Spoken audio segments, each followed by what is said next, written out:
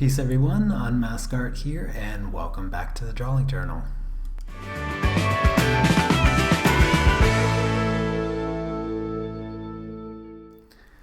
Alright, so as you can see, I am working on this portrait here, and this is something that I'm actually doing over on Patreon. I have a full tutorial series that I'm doing following this portrait, and the last live stream that I did over on Patreon was coloring the face, and I talked about all the skin coloring techniques that I use, and I kind of went step by step on how I approach coloring the face. Hello, Anne. And then I kind of released everybody on their own at the end of that live stream to finish coloring the neck and the shoulders based on the reference photo that I provided over on Patreon. And I need to finish the neck and the shoulders. I was going to do it over the weekend, but then I kind of got caught up coloring something else. And so I'm going to do it on today's live stream. I'm not really for the purpose of a tutorial, but because I need something to work on, and this is what I'm going to work on. So I'm going to grab a few colors and go ahead and start recording. And yes, I'll have the time lapse for this portrait when I finish the tutorial for Patreon, but other than that, yeah. So that is what I'm doing. Hope everybody had a great weekend. My weekend was pretty productive, actually. I did a pastel loris that I have hanging up over here, but I'm going to share that on Thursday. I have the time lapse. I actually did the time lapse this morning right before this live stream. I just got it uploaded and scheduled for Thursday, so you can expect to see that this week. I have kind of an interesting video, to say the least, tomorrow. That's something that I have planned and ready. It's a video that I shot late last week, kind of random, spur of the moment kind of thing. But yeah, it's going to be interesting, to say the least. And what else? So this week I am dedicating, so after this live stream, I'm spending the rest of the week on my pastel tutorial series because I really need to get that started and get going on that, because I want to make sure that I have it available by the end of this month. That's really the kind of the goal that I'm shooting for, and hopefully I can reach that goal. Yeah, some of the cute little animals I've been drawing have been kind of distracting me from some of my my more important projects that I need to work on. However, a lot of those have kind of just been, Sunday morning doodles while having breakfast, with the exception of the slow loris that I did on Saturday, and I do have that picture done, like I said. Hello, Chrissy.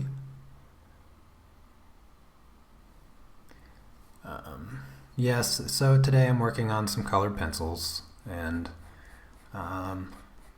Saturday, Anna and I, we were kind of thinking about doing a live stream, but the time kind of got away from us, and we ended up not doing it. So there is a possibility that one of these Saturdays we might just wake up and be like, hey, let's live stream today, and surprise everybody with a Saturday live stream. I don't think I've done a live stream on Saturday before, but it would be fun. She had a lot of fun. I think everybody that watched it had a lot of fun.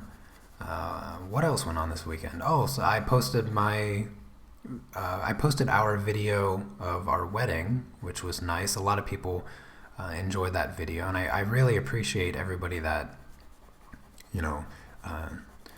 enjoyed it and commented such lovely things. It's so nice of you all.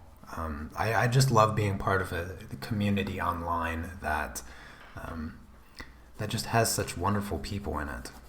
I think that, I don't know, I feel like on my channel specifically. Maybe it's just that I don't have a lot of subscribers yet, but I don't seem to have anybody that, comes to my channel just to hate on things, which is nice. And it seems like we have a really good group of people.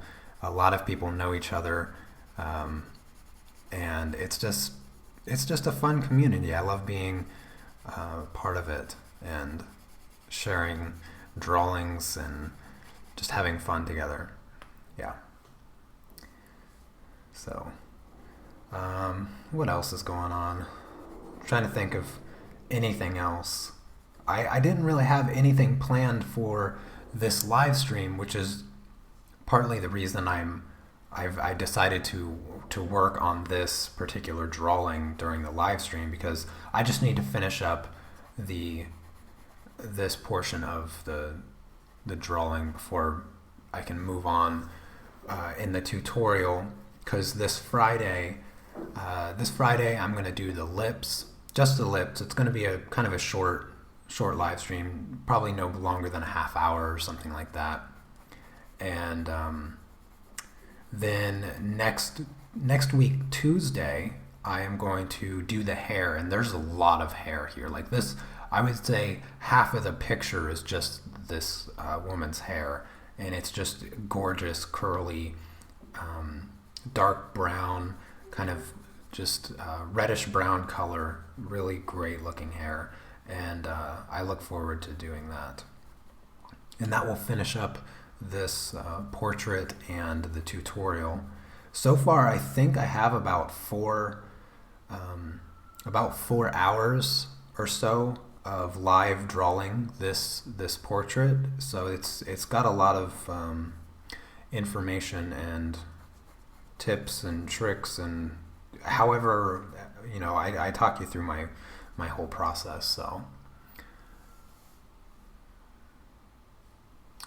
oh, thank you, Christy. I'm glad you like my colored pencil work. I don't feel like I've done a lot of colored pencil work recently. I feel like I've kind of been bouncing between acrylic paint and pastels, with the exception of my little animal doodles I've been doing. But I'm going to have quite a bit of pastel work coming very soon, with a result of shooting my pastel, my intro to pastel course.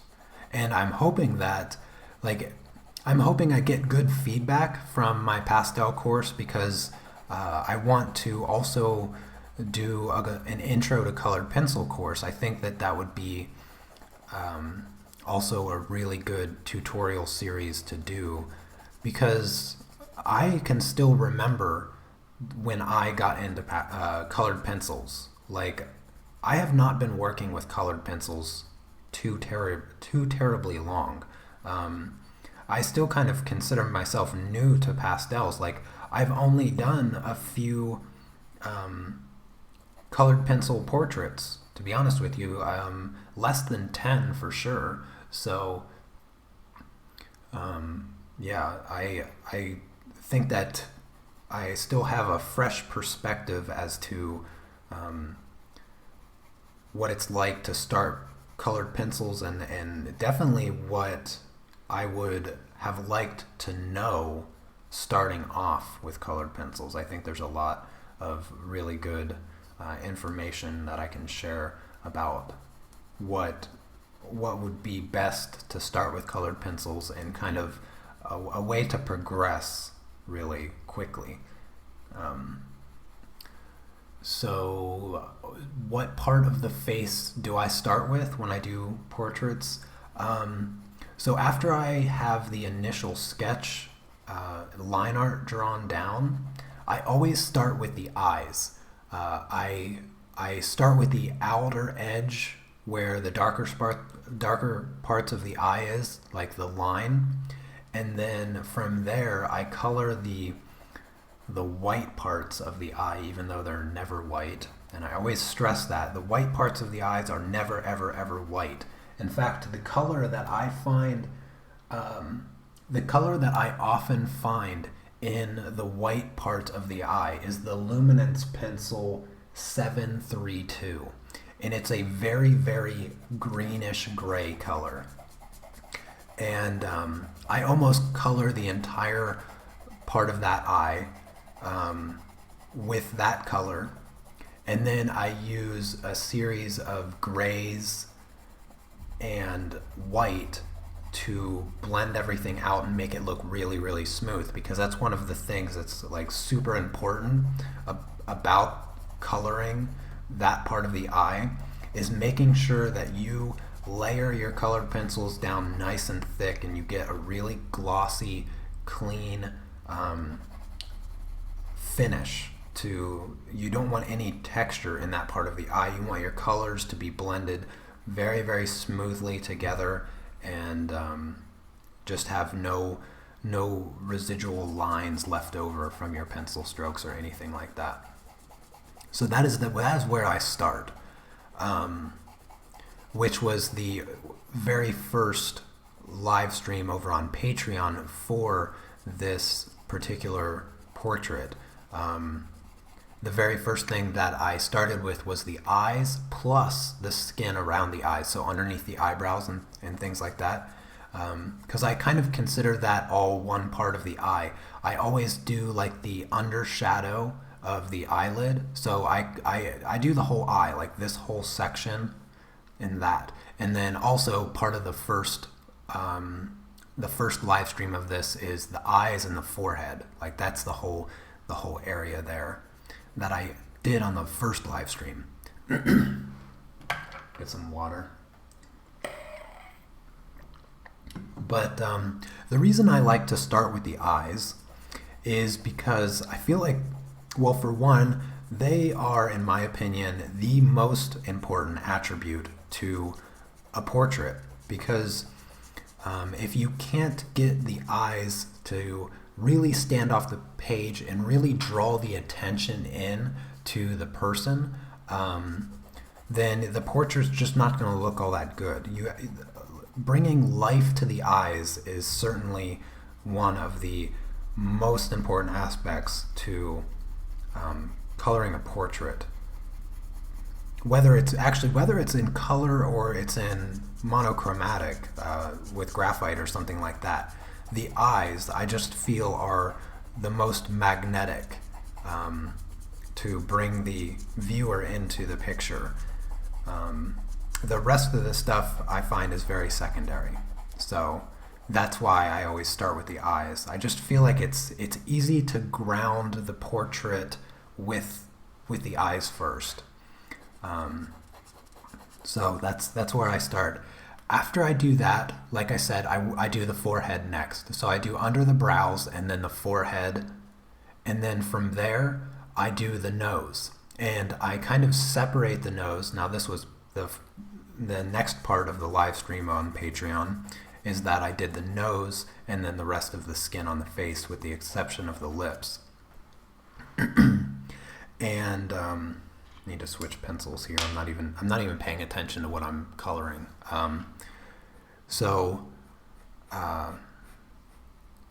Yes, so I do the nose, and the way that I do the nose is I think of it completely separate to the rest of the face. I treat it almost like a completely separate component to the rest of the portrait. And I put a lot of attention in the nose as well, because similar to the eyes, I think the next thing that kind of captures the essence of the portrait is the nose, almost even more so than the lips. The lips are kind of matched with the nose in a way, because the things that draw your attention are the eyes, nose, and lips to the portrait, and I find those to be the most important pieces of the face. The skin, because you want the skin in general to be very soft and smooth, you kind of draw the attention towards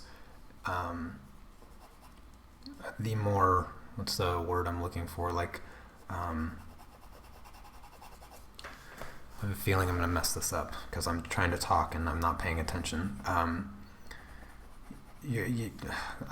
totally lost my train of thought, but yeah, that's kind of the way that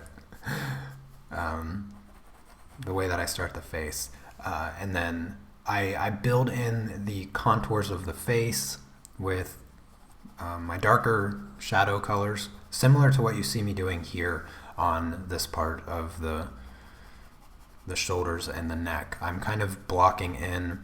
I used a base color for all of the skin, which was 832, and now I'm using 872 to block in where my shadows start to come in. The 832 is very yellow. It's a very yellow color, and this 872 is much more pink. And a combination of those two colors kind of brings in the orange of the skin, and that's kind of what I'm doing here. And I'm kind of being pretty loose right now with the colors. I'm not pressing really hard or anything like that because I want to block in.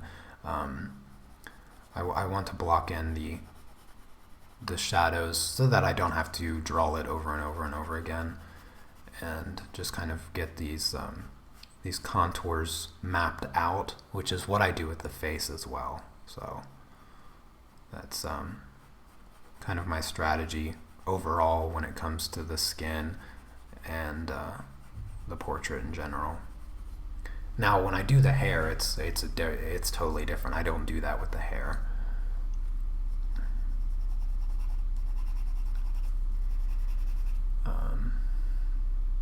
Thank you, Chrissy.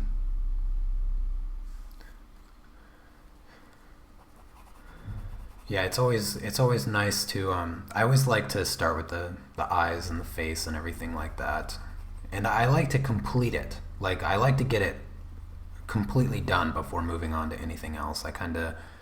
It gives me something to look at, rather than working on a little bit of everything all at once. I never really liked that strategy to kind of work on the whole thing all at once, and I like to get portions of it completely done, not only for the sake of having something nicer to look at, but also it helps not feel overwhelming, because if I don't have anything at all done and it all kind of just looks all sketchy and weird, I don't like the way it looks.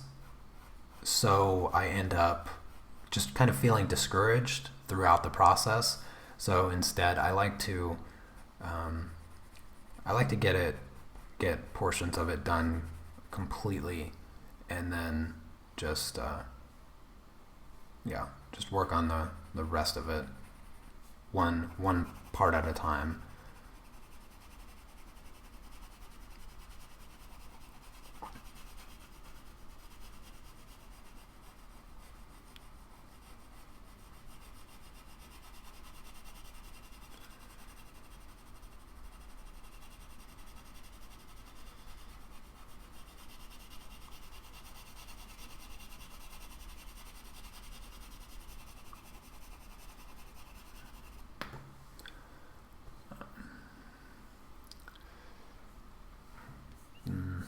Trying to get these bones right here as well.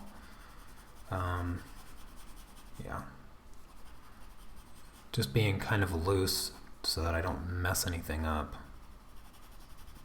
because I didn't really have this part sketched out, so I'm kind of doing it in color, which is it's not my usual procedure. I like to have things sketched out like in precision and then not guess around with the color, but this part of the portrait is significantly less important than this part of the portrait, and it kind of just fades into nothing, so I didn't really care all that much anyway.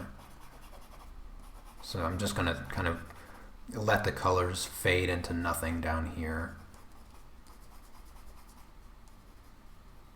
which is actually kind of hard to do with colored pencils. Like, to just make it fade into the white paper is almost impossible, really. So I'm trying to use like a really light touch, because I noticed that even when I use like a little bit, just a light touch, and then I use kind of the paint thinner to blend it out here, I never quite get the look that I really, really want, which is the colored pencil fading away into the paper.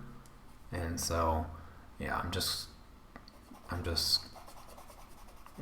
gonna try to use a lighter hand down here with all the colors and try to let it fade away.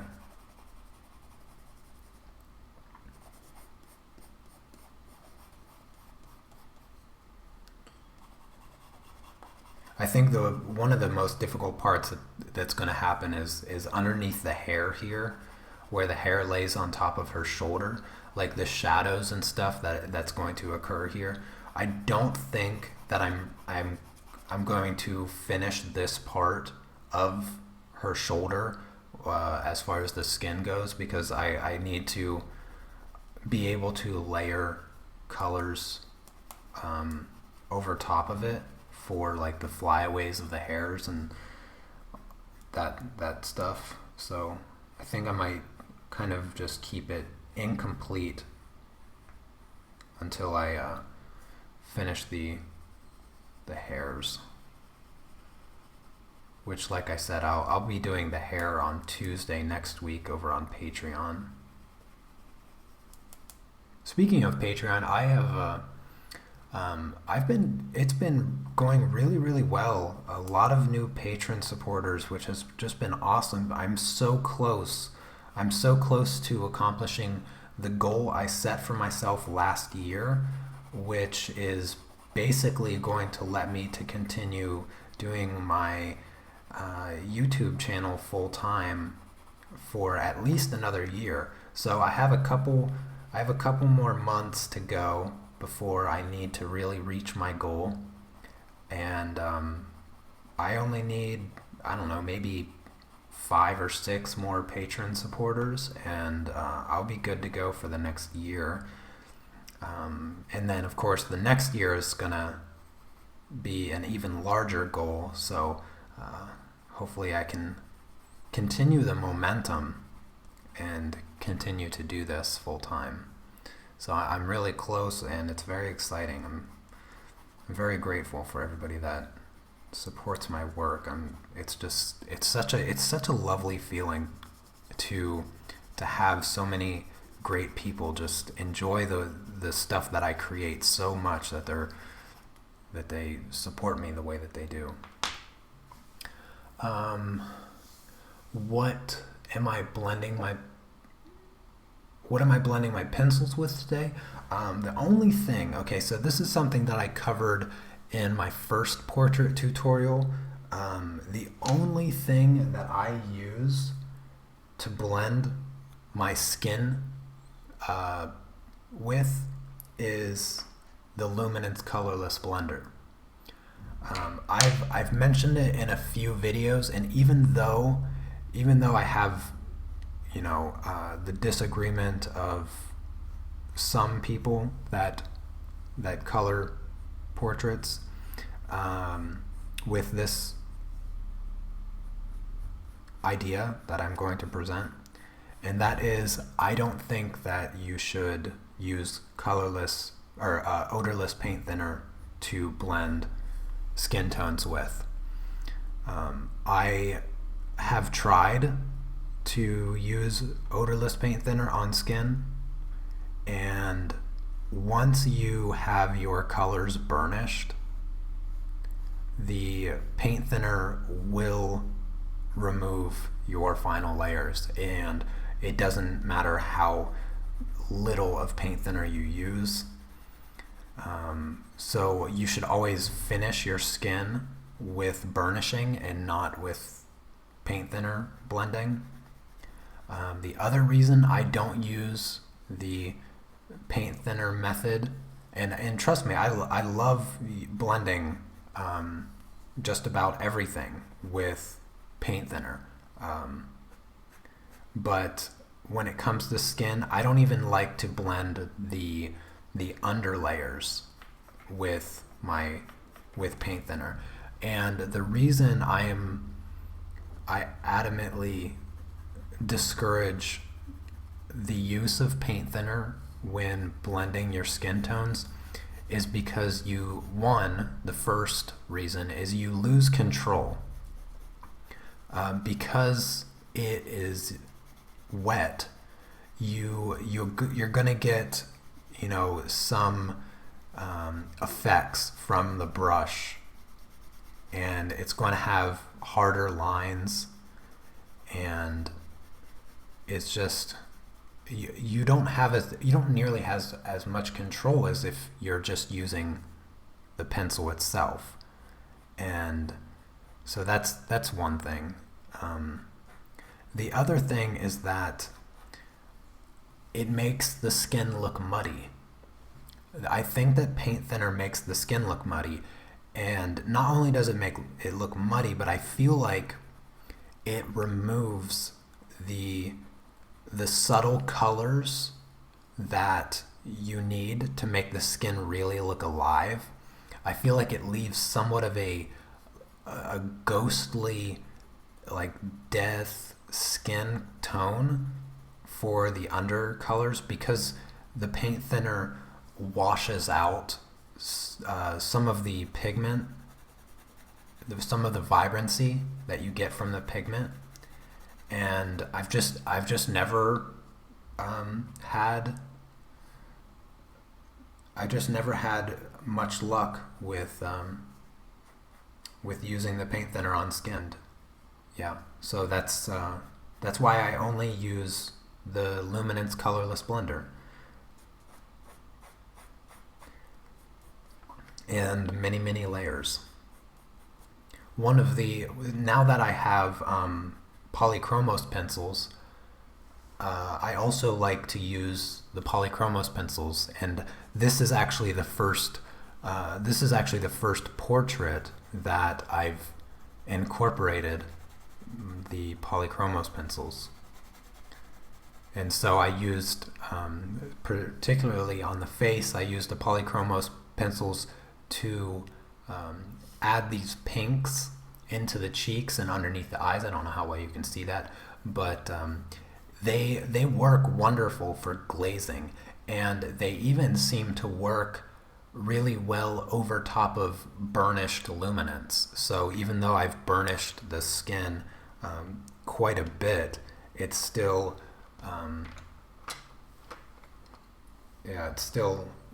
seems to let me add those extra layers on. So yeah, it's been very good for that.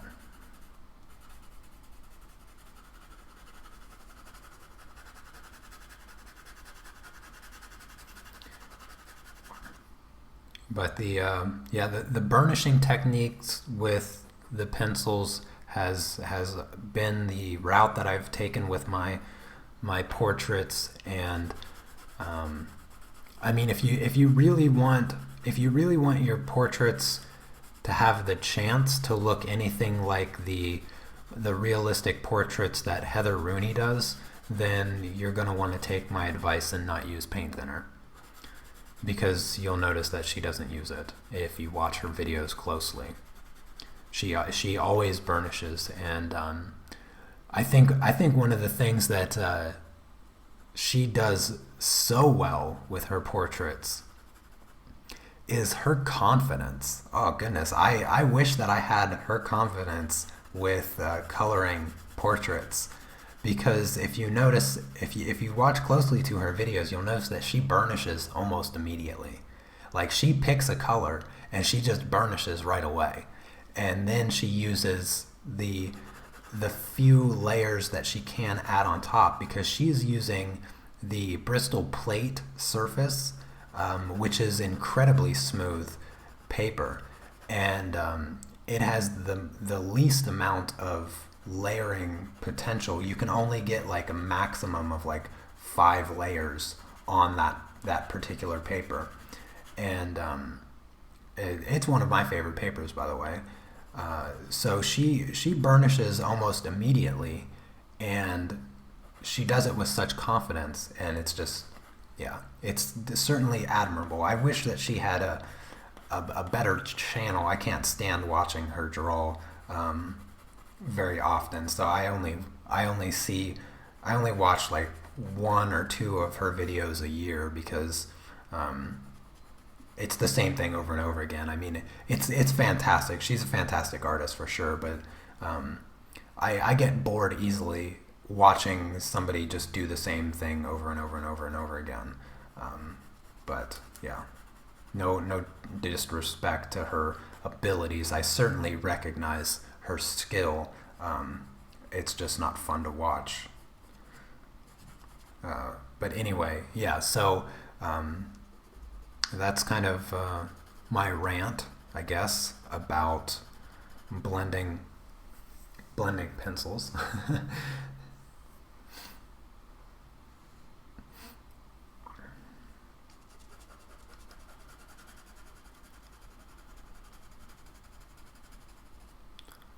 If I wasn't doing a tutorial on this particular drawing, I would probably try to be a bit more bold in my coloring approach, because I know that I have the right colors. I really do. I mean, I triple, quadruple check all the colors that I use for my portraits, and I'm fairly certain in my color choice. I feel like this is up too high. So I should be able to do this with a bit more confidence, but I still struggle with it, and I really feel like I shouldn't, but I do. I really do. Let's see here. One of the other colors that is kind of surprising that I use a lot in my skin tone is this 902 color, which is, wait, this is the wrong one. I think it's 842. Where is that? Yeah, this is the wrong one. 842. My mistake. Yes, so this color here is something that I use a lot in my skin color.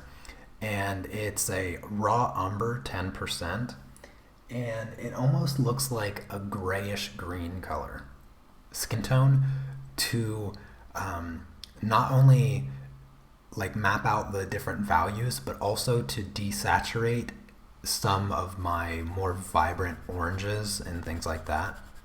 So I lay this over pretty much everything, and it helps just bring some of the colors, just soften the colors a little bit. But it's very neutral. It's a very neutral color itself, and it just works really, really well for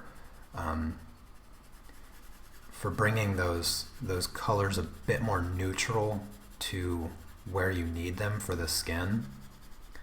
So yeah, that's one color that kind of my secret weapon of colors for the skin, because it just works so well for some of those brighter colors that you see appearing in the skin, and then when you grab the pencil that is the same color, you kind of look at it and you're like, that seems just a bit too oversaturated. This color is like the neutralizer to those oversaturated pigments that we have in the pencils. You can kind of think of it as the white paint that you mix in to your paint in order to match the skin tone saturation. It's just the neutralizer. And as you can see, I'm just coloring the entire thing with this color.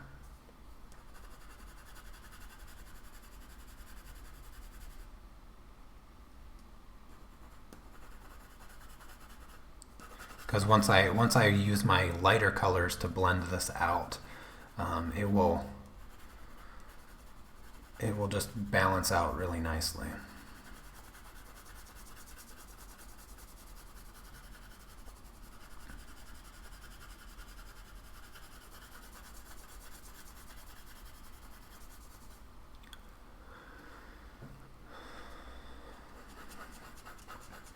So any more questions from you lovely people out there? Like I said, I was totally unprepared. I actually almost forgot to schedule this live stream because I like to kind of think of ideas during the week and then schedule it around Saturday, Friday time frame so everybody gets notified a couple days in advance that again, I'll be live streaming on Monday, even though I've been live streaming on Monday for like 4 months now.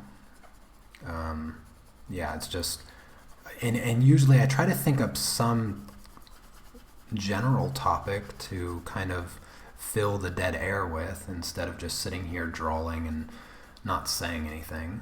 But today I was kind of, I scheduled it like last night and I was like, I didn't even know what I was going to draw because initially I was actually going to I was going to use pastels to color my slow loris, but I was so excited to color them that I ended up doing it Saturday, which left me with no idea what I was going to do today. So here I am doing this instead.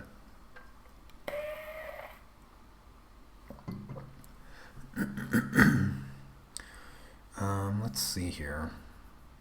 I know I started this live stream a bit earlier than normal, which means that there's probably less people watching it live than usual, because when I do it at 1, that's kind of like at that time it usually takes about a half hour to an hour for the maximum amount of people to kind of be able to make it to the live stream. I should probably do a live stream later in the evening sometime soon as well. Is this the right color? Yeah, okay, it's good. Almost thought I was using the wrong color there. It just seemed a bit yellow.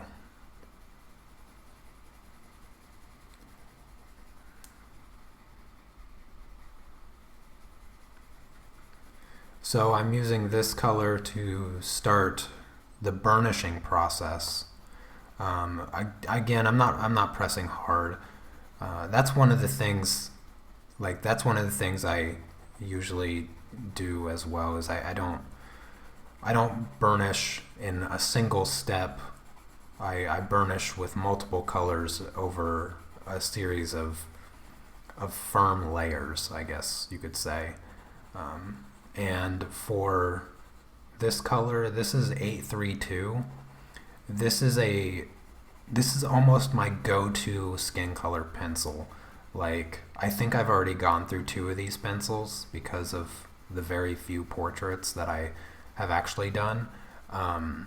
Because this pencil is so dominantly used. A mixture, perfect skin tones. 832, 872. Just go back and forth with those 2 pencils. And you almost got the best mixture of skin tone, a base layer of skin tone. But those are my go-to pencils. I use them. I use them in every portrait, and it's just a series of different mixtures of those 2 pencils. Whether the skin is a little bit more yellow or whether the skin has a bit more pinks in it, you can kind of just balance it out with those 2 pencils themselves, and you're good to go.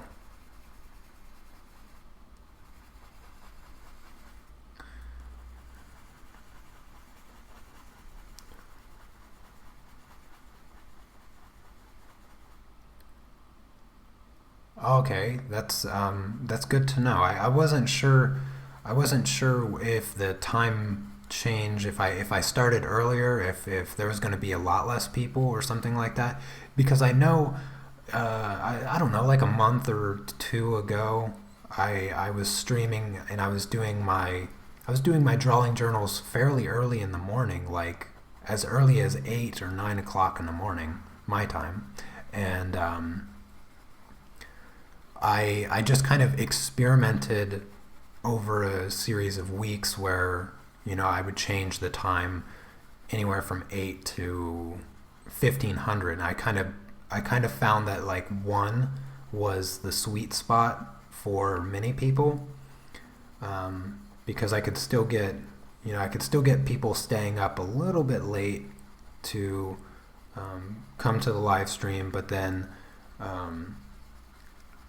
many of my US viewers, my older and more responsible viewers that wake up around 6, 7 o'clock in the morning, were able to come to the live streams as well. But I think that, I don't know, maybe next week I'll do an evening live stream, so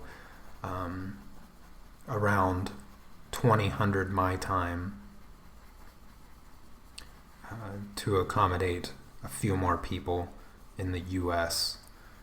And anybody that works a normal job here in Europe, they can join the live stream after the fact, after they get home from work or whatever.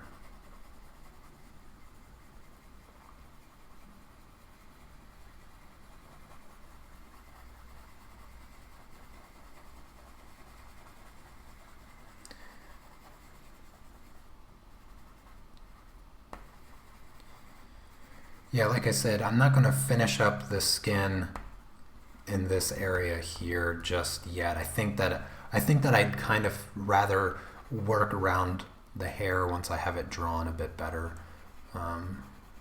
once I have it colored in.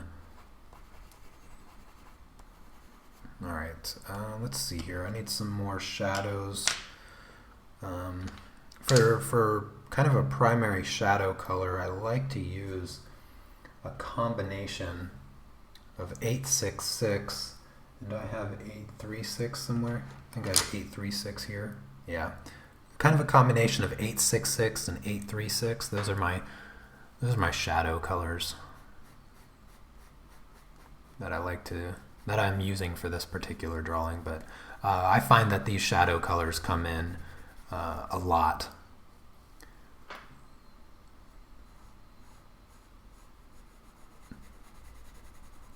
I like to add a lot of reds to my shadows on the face. Almost a purple, to be honest with you. That's what this 866 color is. It's like a brown / red / purple color, and it's just fantastic for shadows on the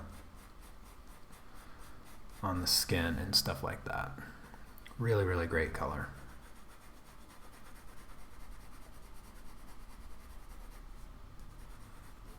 You'll notice that I will not ever touch black to the skin. The closest I'll get to black is like in the nostril or whatever, but even that's not black right now. It's a dark brown mixture of other colors that I've used in the skin and stuff like that, but no black. I would only really touch black to the hair in the darkest, like the absolute darkest shadowed parts of the hair or whatnot, but that's about it. Other than that, black will never touch my skin, which is, I think it's probably one of the most prevailing mistakes that I see when people attempt portraits, whether they're using paint, markers, or colored pencils. It doesn't really matter, but the moment I see somebody touch their skin color with black, I just can't help but wince, because it's such a bad mistake. Black will never show up in the skin unless you paint your skin black. Not even the darkest skinned individual would ever have black in their skin.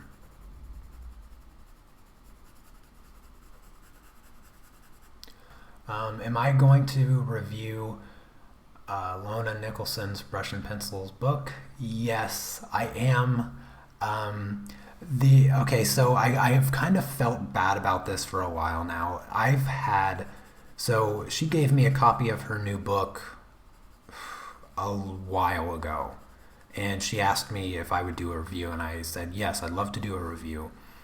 And I've typed up my review, my written review that I intend to, kind of my script really for the video, because I'm not doing like a blog about it or a written review.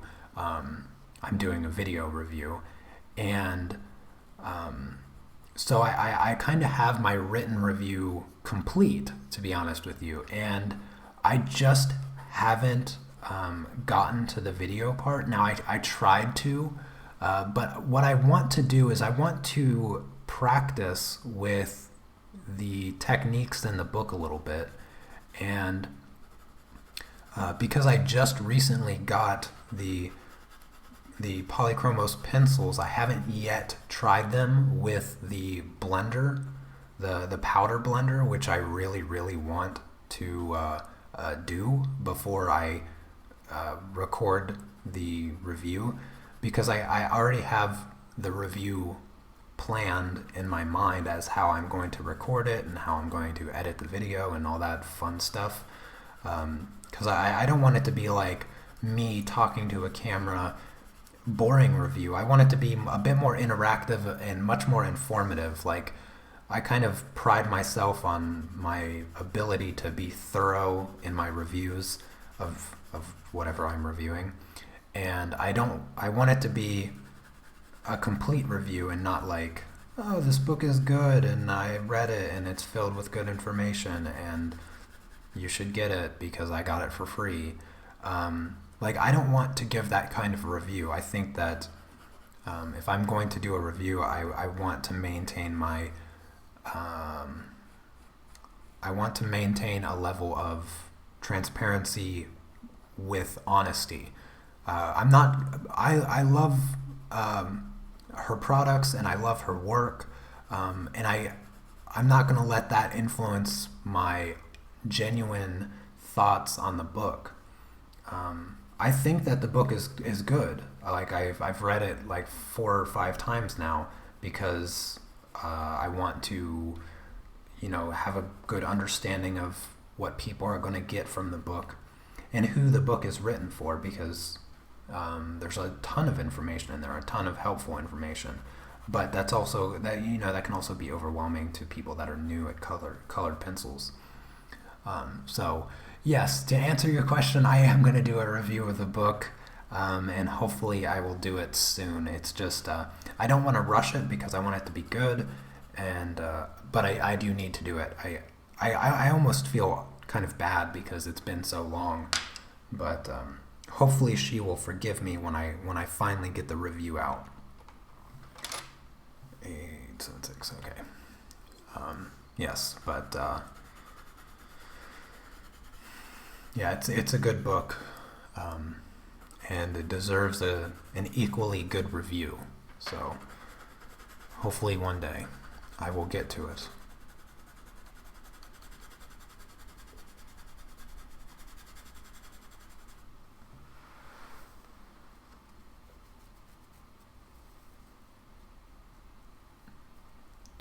Yeah, that's exactly what I'm talking about. I need to get more familiar with the use of the powder blender, because so far I've used it I want to say 3 times. I could be wrong, but I think 3 times, maybe just twice. But both times were just a complete failure, and I was disgusted entirely by it. And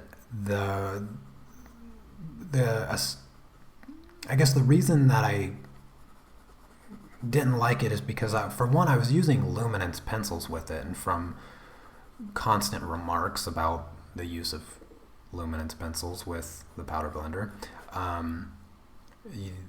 the polychromos work a lot better. So, well, I went out and got polychromos, and so I'm hoping to make the difference with the use of polychromos pencils, and I just haven't figured out what to draw, I guess. in a sense, because I need something to draw to practice the techniques with and whatnot, and I just haven't thought up something. But I think I have an idea, because I don't want to do a portrait. Like, that was kind of my first initial, like, oh, I want to do a portrait. But I think it's going to take a bit more practice with this stuff. One of the things that I really want to try with it is just a background. Like, I just want to try a blurry background with the powder blender, and just look at the control. Those are kind of the two things that I want to figure out with the powder blender, is the control and the gradient kind of soft texture effect. So yeah, I have a lot to learn with the powder blender, and I'm very anticipating a good outcome from it, because so far I just haven't gotten it. And that's kind of what's been holding me back from doing the review, is that I haven't yet figured out the powder blender in a way that makes me feel confident in my review. So that's what I'm really waiting for, is a good outcome from the powder blender. Because, I mean, the book really is defined by the use of these new techniques and new products. And it's fantastic for colored pencils. I have no doubt about that. But I need to be able to figure it out first. And I got a couple different papers. I don't like using UArt paper for this particular technique, because I don't like the texture of UArt paper with colored pencils. Now, I love UArt paper when it comes to pastels, but I don't like it with the pencils. So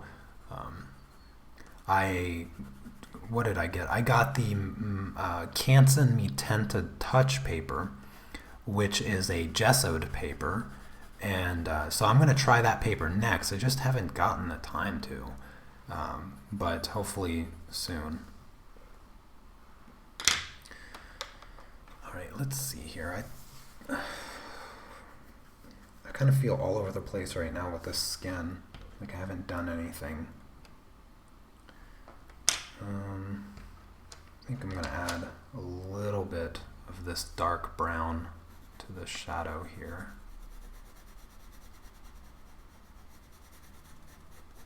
Not too much.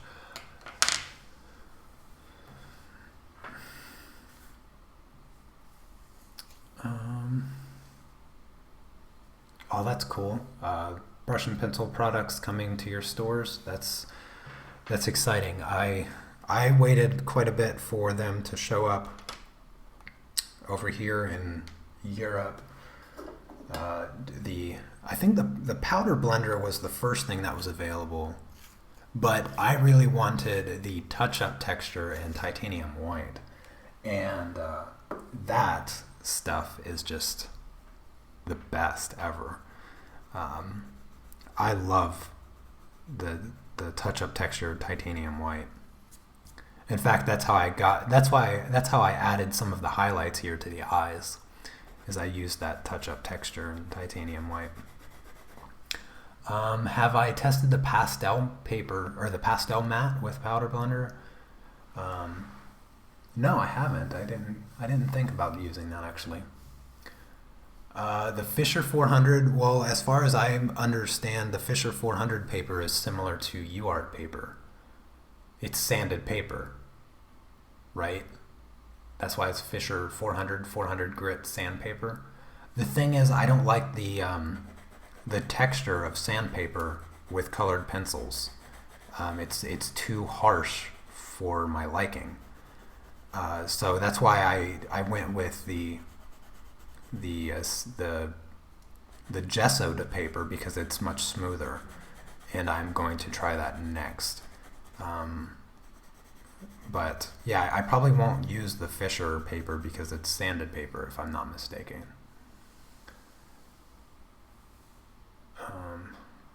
You're eating a sandwich with your 1.5-year-old? Interesting. Yeah, the touch-up texture in titanium white is just so awesome. I love it.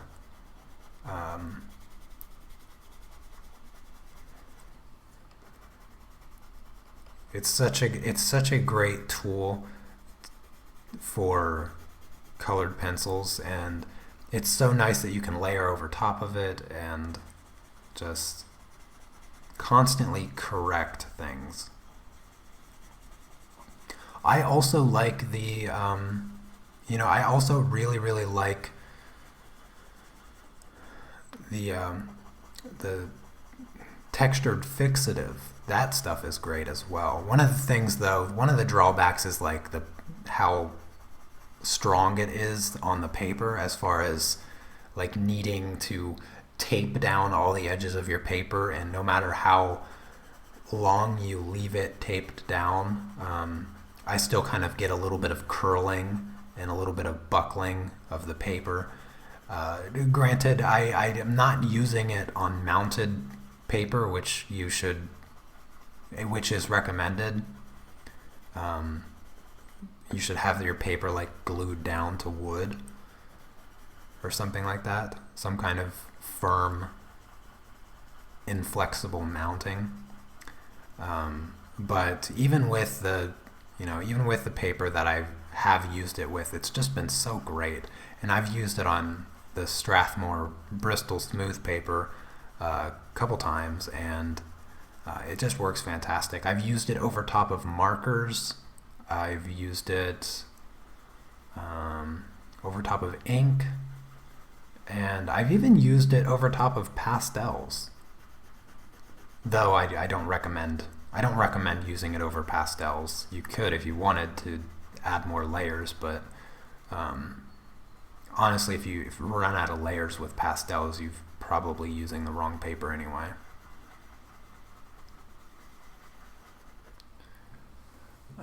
What else do I got going on here?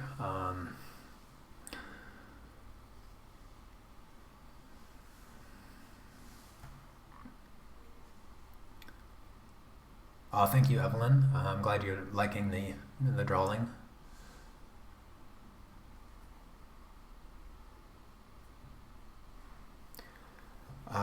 Let's see, I had something in mind. One of the things that I have kind of noticed with the use of the powder blender, the limited use that, I don't know, it kind of bothers my nose. Like, has anybody else that's used it had that effect? I think I might actually have to use it with a mask, because the little like silica powder, just, even though I try to not breathe it in and I'm in a pretty wide space, like I'm not too confined here, but I don't know, I feel like it dries up my sinuses really bad, and it just makes me cough. And then combining that with the use of the fixative, just it kind of drives me crazy.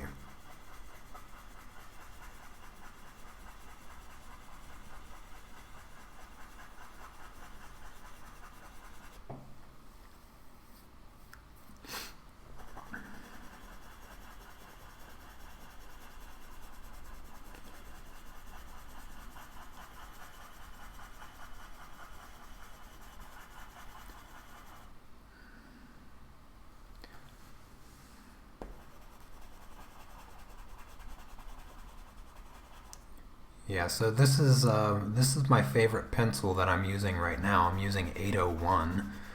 The Luminance 801 is like an ivory white, and it is my favorite pencil. I swear I use this pencil for everything. In just about every single one of my drawings, I find some way to use the 801 pencil. I've went through, this is my third one.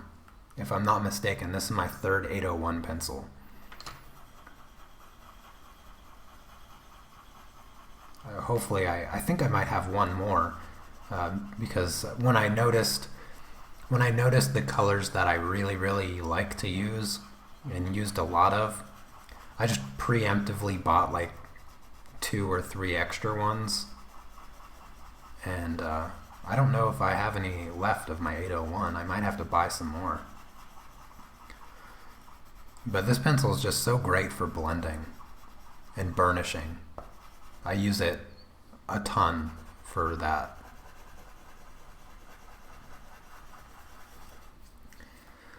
All right, let's see here. I think I need to add some more color. Let me grab, where's the pencil?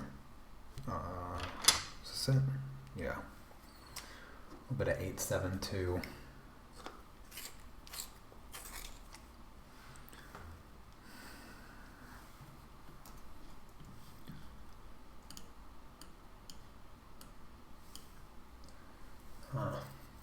Kind of need, I don't know, I need a mixture. I think I need a mixture of a few colors.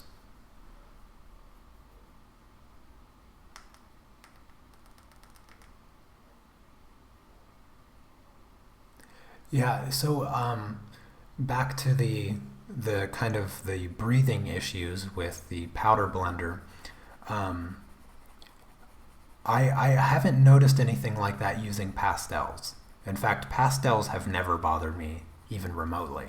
But with a powder blender, it's a whole nother story.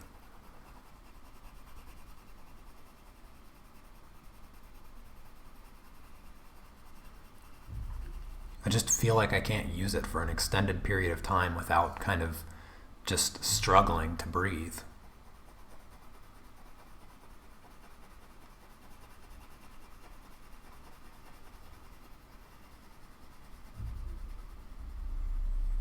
I need to, maybe, you know, I have a few large sheets of paper to try the powder blender.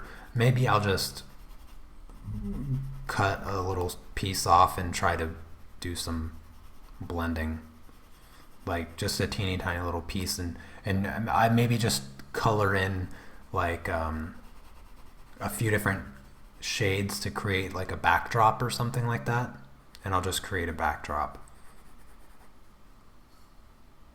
and see if I can't get it to blend with the polychromos this time rather than the Luminance pencil, because that was one of the things that like kind of made me discouraged and not wanting to use it, is that the one piece that I did use, and I have the time lapse for it, but I'm so disgusted with the outcome with the outcome of the piece that I never shared it. I never shared the time lapse on Facebook or YouTube or anything. I shared a little bit of a snippet of me using the powder, the white powder, the titanium white, to do a little bit of work with clouds, but I didn't get past that. And my intention was to do a piece that I was going to use for the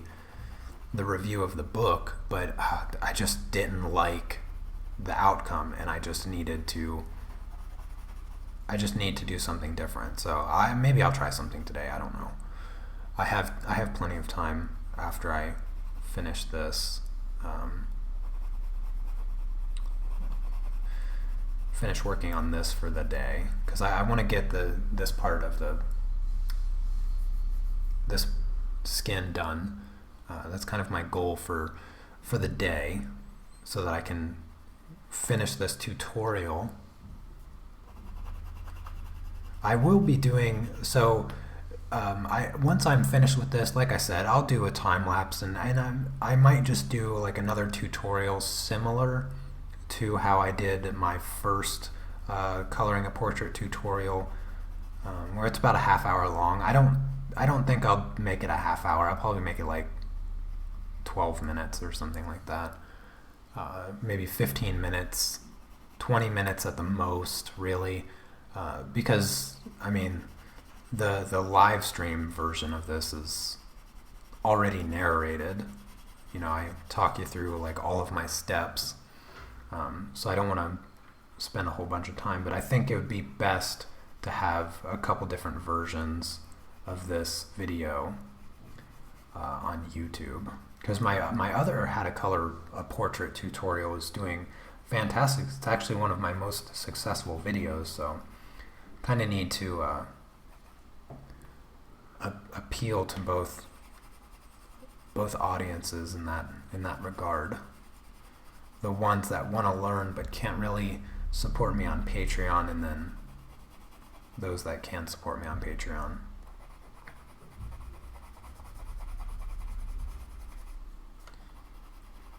And I really have no idea who the photographer or this model is. I just used this picture because it was a really great portrait, and I thought that it would be, I thought that it had all the necessary elements to really practice portraits in colored pencils, so that's why I chose it. But I'm just using it for the purpose of teaching, so I'm not gonna, this isn't something that I would even look to sell, so I have no problem just taking this picture and coloring it. Actually, a lot of the pictures that you see me drawing are not royalty-free images anyway. They're just pictures that I like, and because I use them to teach people how to do stuff, that's fair use. So I do that. A lot of people, oh my gosh, it almost drives me crazy. Like it almost completely gets on my nerves just how hardcore some people are about like fair use when it comes to drawing an image. Obviously, this is not what the original portrait looked like. I changed everything from the composition to the colors. Like this isn't even the like original skin tone or the background or anything. But it just, every time like I come across the question like, oh, there's this one, I wanna recreate a Disney character, you know, am I gonna get sued and whatever? And it's just, no, you're not gonna get sued. You can take an idea. You can take an idea and create something original from it and sell it. My goodness, some people are just so, they're just so scared of copyright that they just back themselves into a corner, and they're like, oh, well, this flower I used as reference, I don't know who the photographer is, and I added it to my character's hair, and somebody's gonna recognize this one flower, and I'm gonna be sued. And sometimes it just makes me laugh because I just draw whatever I want. Like I honestly don't care. I have to say that. I do. I have to say it. I don't care. I just draw whatever I want. If I find a picture that I like, I'm going to draw it, and I don't care. I don't sell those things anyway. And if I was asked, I probably would end up selling it, like because that's how little I care. But really, what is it that I draw that is copyrighted? Anything that I draw that is copyrighted, I almost explicitly draw for the sake of just having fun and drawing it. And I can't think of a single time any of those pieces sold.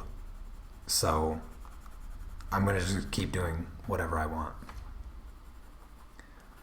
And it makes me laugh that people back themselves into a corner so much because they're so worried about copyright of whatever.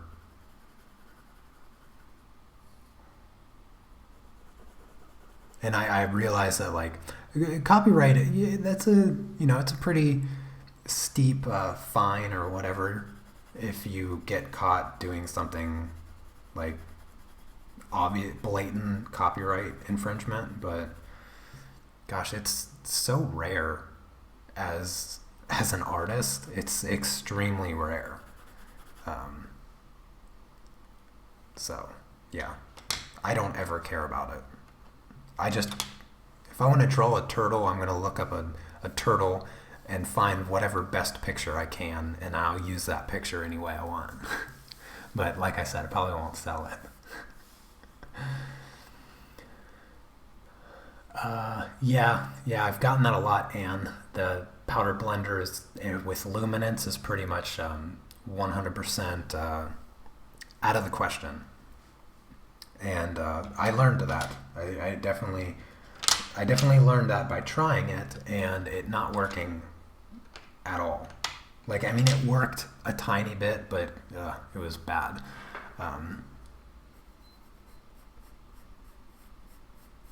This is the right color? No, this is the wrong color. And I'm just gonna keep using it.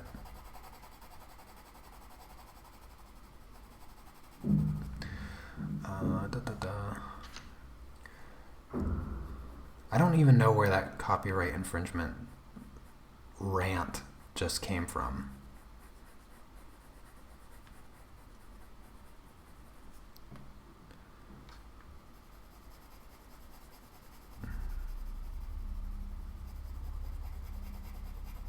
But I don't think a day goes by that I don't see something about copyright, whatever. Like, not a single day. Always see that question.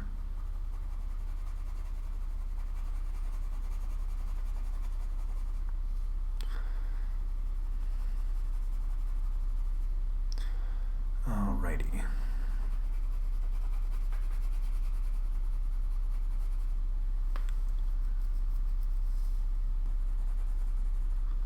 Hello, Hildy.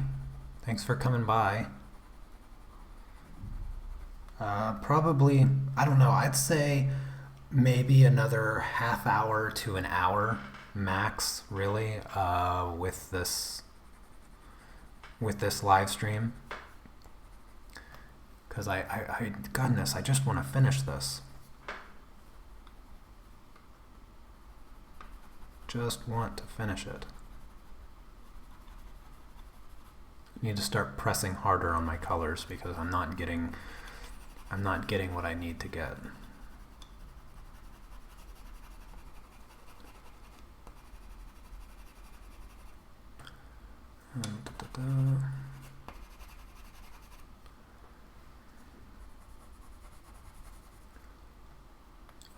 I think for blending, white pencil do great.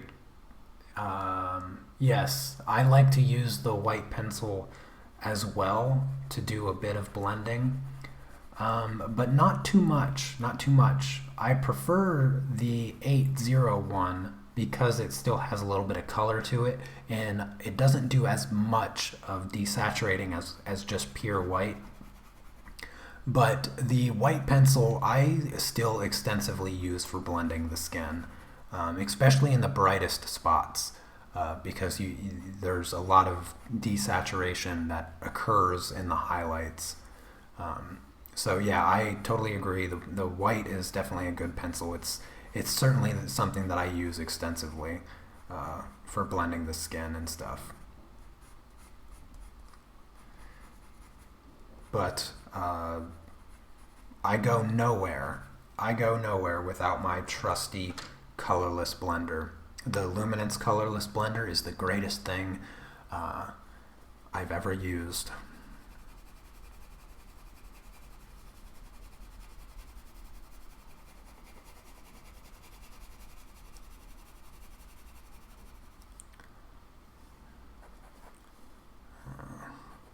I'm having the hardest time with this part of the neck.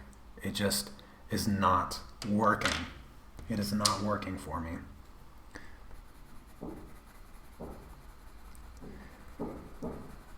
It just seems to show up a bit too harshly. I think I may have used the wrong color to draw it in with, because it just seems a bit harsh to me.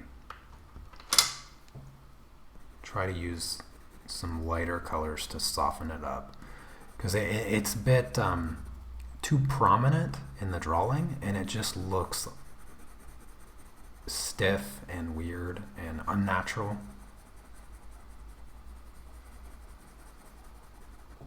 So hopefully, yeah, that didn't really work. What color is this? This is my white. Where's my 801? Oh, it's right here. My barely 801. Oh, real quick. So colored pencil extenders are like the greatest thing invented. And I've had this one. This is like this is a Koh-i-Noor. I didn't even realize that. I don't remember. I think I picked this up in like an art store. I just walked in. I was like, oh, I'm gonna grab one of these and see how it works. But I got these recently. These kind of marble-looking ones. They're wood, but they have like a marble paint job. For I don't know, like £2 or £3 each, maybe, or something like that. Maybe it was like $2.50. From Jackson's, and they didn't have but like one review, I think, or a few reviews, and people said they didn't work, blah blah blah. A couple people said that they were exactly what they needed, but then one person said they're too small for Luminance and they're too big for polychromos. Now I haven't tried these with my polychromos, but this is them with Luminance. And yeah, they do stretch out quite a bit with the Luminance pencils, but I tell you what, it works perfectly fine for a pencil extender if you're not super picky about the perfect fit. Yeah, they work, in my opinion, just as well as I want them to work. But this Koh-i-Noor one, pretty much the same effect. Like, it's a bit bigger. The Luminance fits in there a bit farther than these ones, but still really good. I like them. So, yeah, just in case you were looking for pencil extenders, those white ones do in fact work for Luminance. Actually, I have some polychromos out here. Let me just try to fit it on there. Oh yeah, it fits perfect for the polychromos. Just about as good, if not better, than the Luminance. So whoever left that review, so there you go. Pencil extenders, cheap, at Jackson's Art Supply. If they have them in stock, because Jackson Art Supplies runs out of art supplies so much that half the time I buy stuff from there, I can't get what I want because they're always out. And because I live in Poland, they don't let me back order any of it, which is super annoying. So every day, like if I have a basket of art supplies, every day I have to continuously check and see if they finally got things in stock. And a few times they say that they're in stock, but when I go to my basket, it says that I can't order it because it's not in stock. So it's like it's only updated partially on the website, and it's super, super annoying. And the reason I don't just make 2 orders is because shipping, every time I order art supplies from Jackson's, the shipping is almost the same price as to whatever I'm buying. Like I placed an order a few weeks ago because I needed some more paper, and I just ordered a few pieces of Artistico hot press watercolor paper because I've never tried it before with colored pencils. I have tried other hot press watercolor paper and I hated it, but I decided to try the super heavy watercolor paper that Lisa uses, like swears by and only uses. But I've always hated watercolor paper, but I wanted to try it because I've never tried that particular paper or that paper that thick. So I'm going to be doing that soon as well. But I got my shopping cart ready and I prepared to check out, and I looked at the cost, and I was spending like, I don't know, like 30-40 pounds on paper plus a few packs of the Stonehenge paper, and it was literally 25 pounds to get it delivered. And I was like, what in the heck? And so I was like, well, if it's going to cost me that much to just get paper, I'm going to order twice as much paper. And the more paper I ordered, the lower the shipping cost went. So I kind of found a balance between the cost of shipping with the cost of the supplies that I was buying. Eventually I settled on like 50 pounds worth of paper, and then a couple of these pencil extenders, and like 30 pounds for shipping. So it was like, yeah, it was a delicate balance, and also very annoying, because when they don't have what I need, and I have to sit there and wait for a month for them to finally update their gosh darn website, yeah, I have to pay for a ton in shipping. And I don't know why it's so expensive for me in Poland. Poland has like the most strict import laws, and it's so annoying because there's some things that I just can't even order because Poland won't accept it or some nonsense like that, and it's just annoying.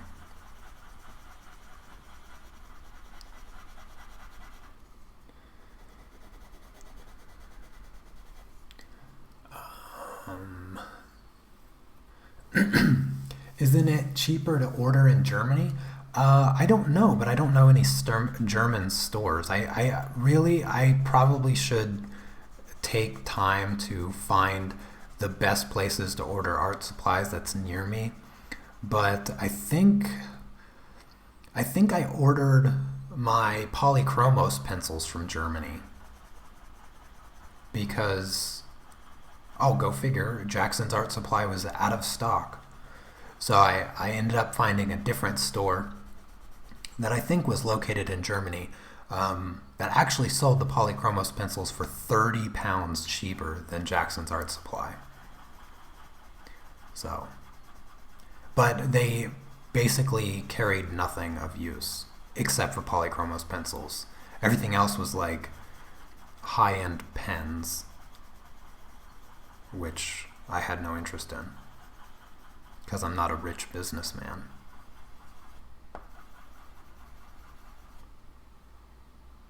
Gosh, this is just looking so terrible.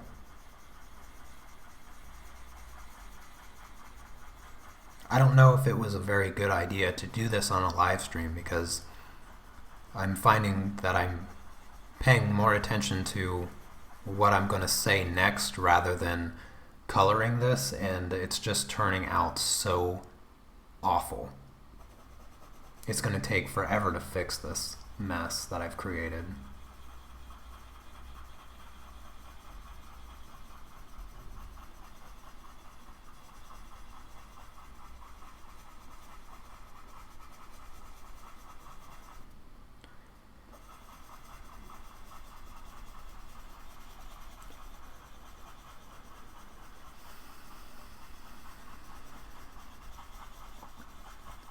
Yeah, shipping cost is the worst. I spend more in shipping than I do my art supplies.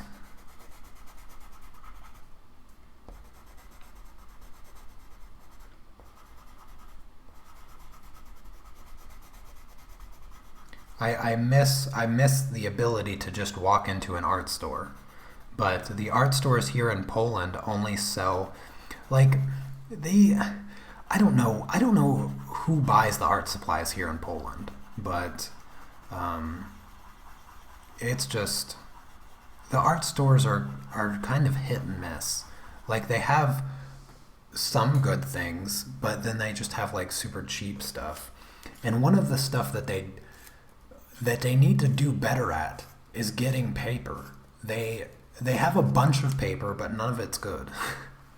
It's all just cheap junk. And actually, the truth is they just don't sell the paper I need. So everything else is garbage. They just sell a few different Canson papers, and yeah, that's about it.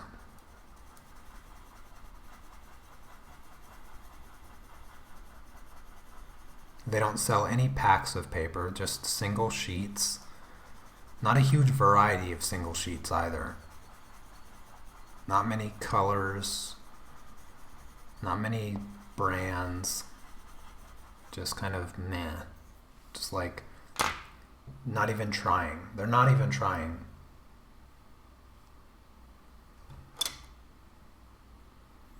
That's the truth. They're not even trying here in Poland.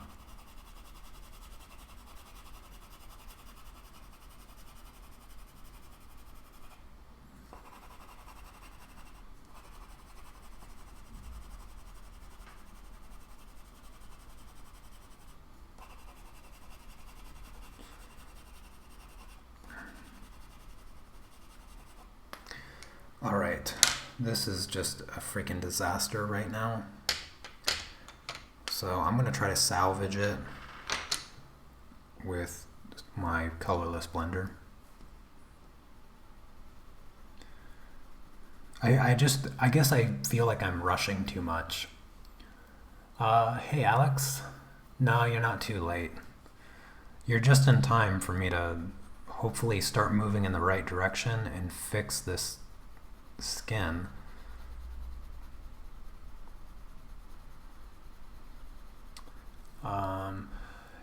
You always research and find the cheapest place to get your supplies.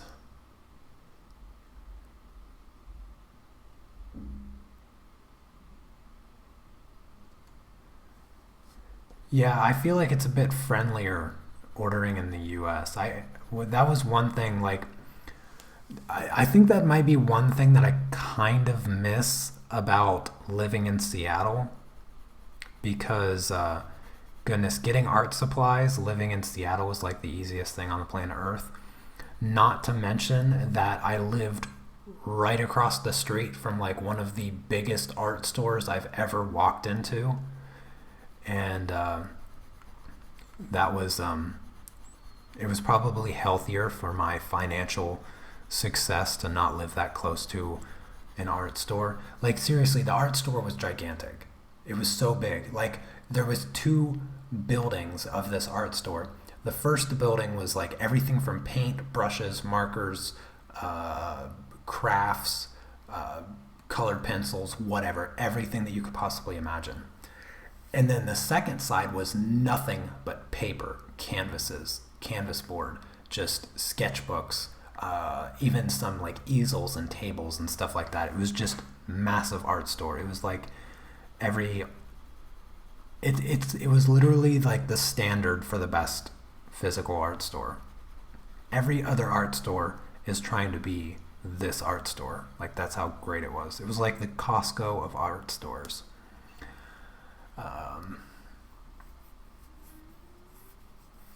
Yeah, I agree. Sometimes research pays off. I think one of the problems that I constantly have is finding English websites over here. And yeah, that's kind of what prevents me from doing research, is sometimes it's hard to successfully find any good websites that I can search for in English. Because I mean, a lot of them have an English translation of their website, but their main SEO is like in a different language. So when I Google search it, I don't generally get the results that you would expect. I usually get like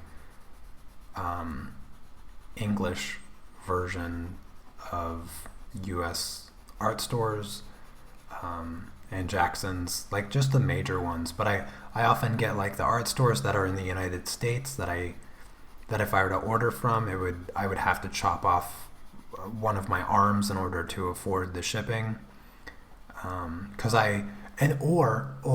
they don't ship to Poland. That's one of the biggest problems, is that they just don't ship to Poland. They will ship to Syria.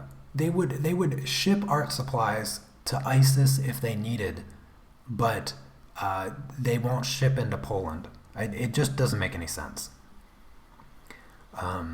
Because when I go to like the checkout, I can select the country and they're like, oh, we have worldwide shipping. And then I go and there's no Poland, and then I email them and I'm like, hey, where's Poland on the list? And they're like, oh, we don't ship to Poland. How do you not ship to Poland? It's like one of the largest countries in Europe. And yeah, I don't. It has something to do with Poland's customs, like their import laws and whatnot, and it's just a mess. It's just a mess. So that's another thing that I have to also take into account when I'm researching stores, online stores to get my supplies from, is that they say that they have worldwide shipping, but do they actually in fact ship to Poland? Because oftentimes they don't.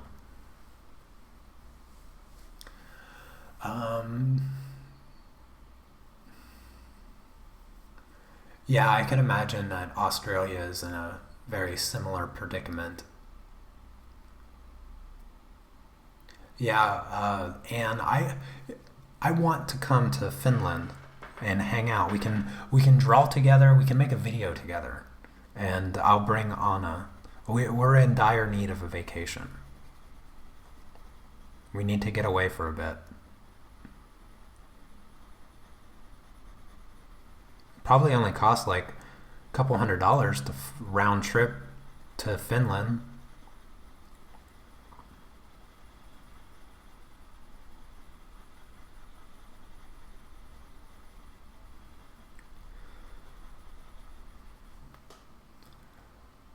What do you think? Um,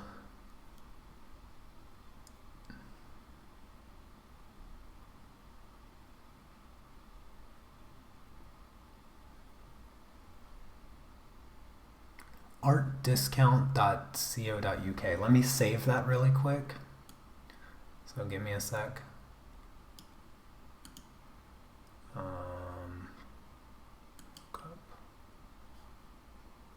No, I don't want to do that. That's not it. Stop. Copy. And paste. So artdiscount.co.uk. Okay, I have a tab opened, so I will keep that open for live stream. I'll check it out. Thanks for that, Hildy.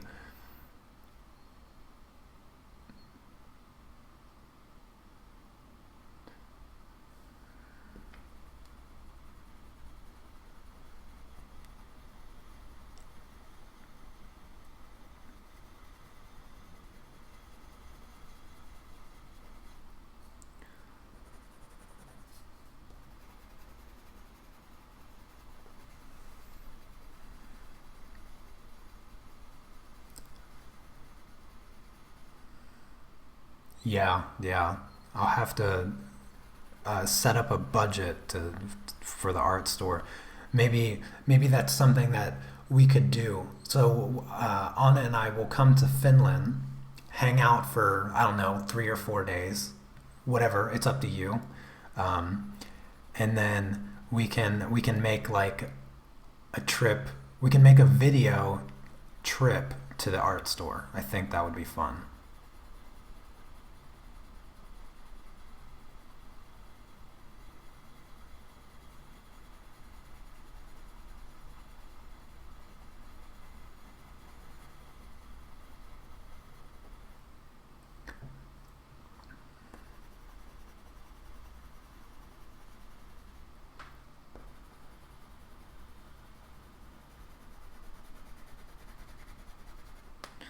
Okay, I think I need some more colors here. Let me grab some of this. I think this is the right color. 1, 3, 2. Yeah, this is the right color. This, now I'm incorporating some of my polychromos. This 1, 3, 2 is like the life force of skin. It's just fantastic to just layer this color over everything because it adds just the right amount of pink to the skin. It's really great. Really great color. And after you burnish, like, it barely lays on, and it adds a really nice light layer. Just perfect right over top of the burnished luminance. So it's just, yeah, another secret weapon of color.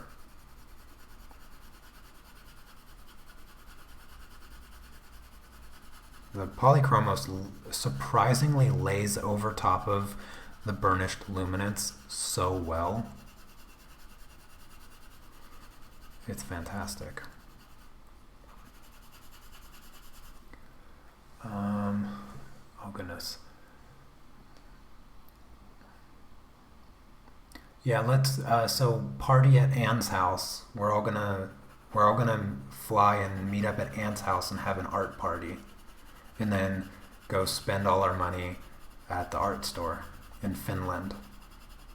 I'll set up an event, an official event over on Facebook, so be on the lookout for your invitation.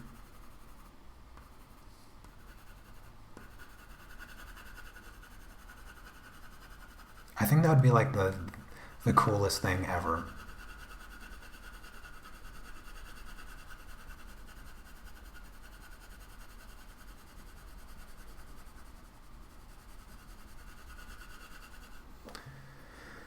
Okay, let's see here. What else? I need some brighter pinks. So let me bring in this color here and just a little extra pink in some of these spots, especially over here. She's got lots of pink in her skin.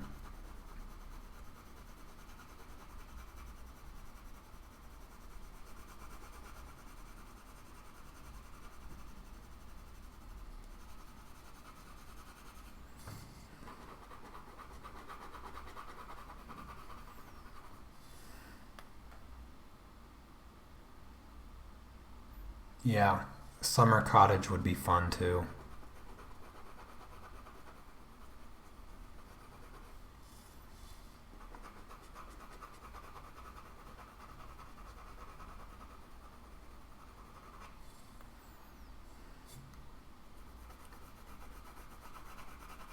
So, serious question for you, Anne.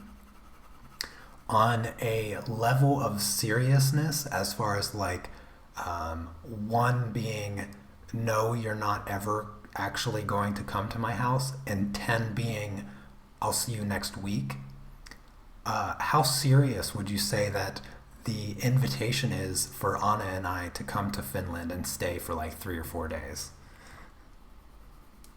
Because I would say for me, like 1 being I'm not ever actually going to go, and 10 being literally I'm going to book my ticket after I'm done live streaming, I would say I'm probably like a 7 right now. Like I'm genuinely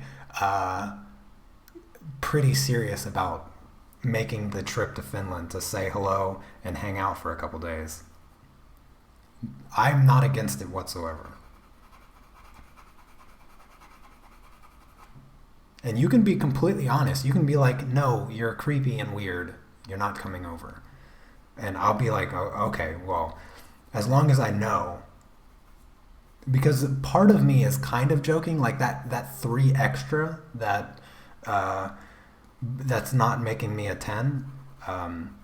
Like I'm joking, but genuinely I would like to come to Finland, like for real. That part I'm not joking about. So just, yeah, let me know. Let me know how serious you are. Just for the sake of clarity. I need a color. I'm missing something.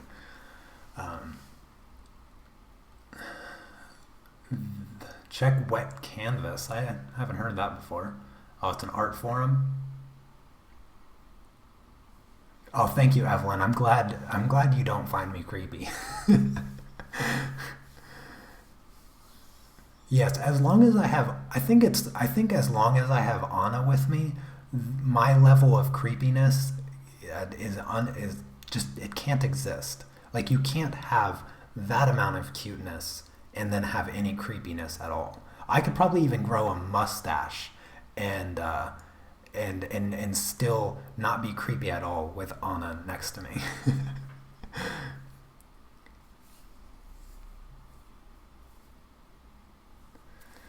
Okay, well that's good to know. Then maybe after you move and you get things settled, we'll make a trip up to Finland. Genuinely being serious there. Genuinely being serious.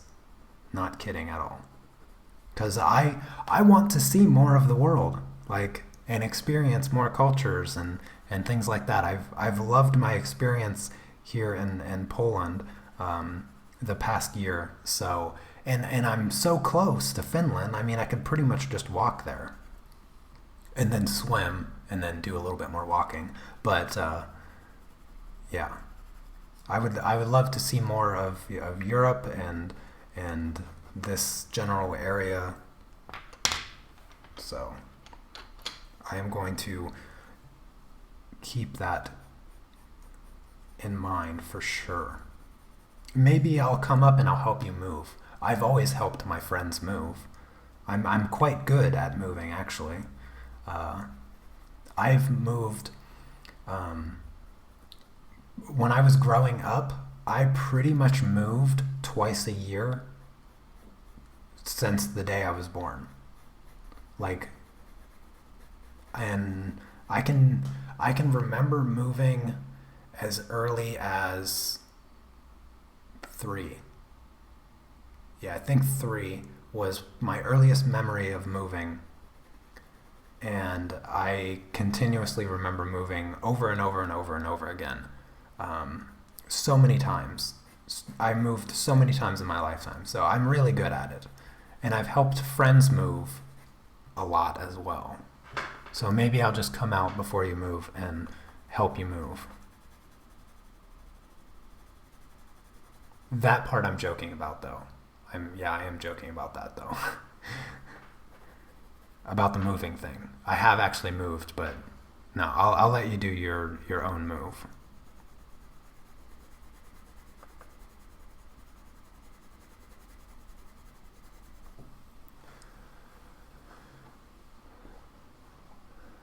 Awesomeness.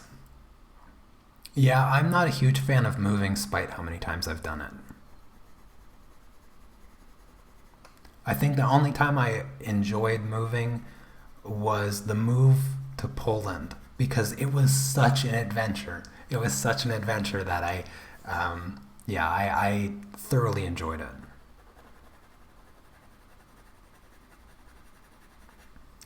All right, let's see here. I am missing something with these colors. I am not seeing it, and it's just disgusting right now. It is just so gross. I think this is white. Yeah, okay.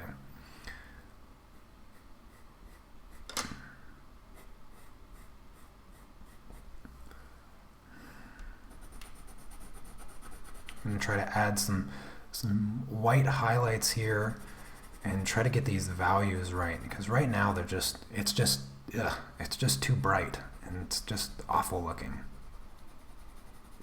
Tired of looking at it.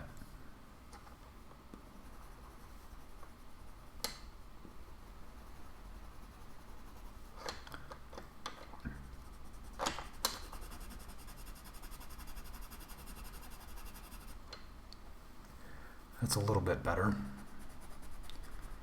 It's so mid-range. Like, the skin is so mid-range right now that it just grosses me out.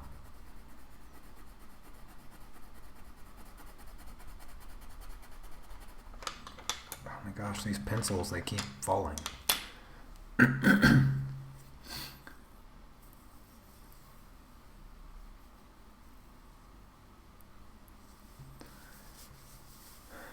wished that I knew 5 languages, Alex.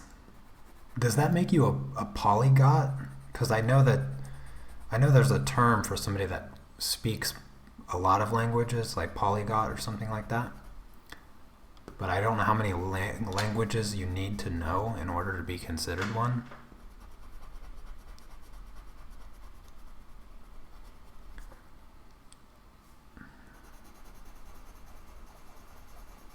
That's one of the things that that makes me wish that I wasn't from America, because I feel like when you live in Europe, if you grow up in Europe or European area, because every country has their own language, it's kind of like every state in the United States having their own language.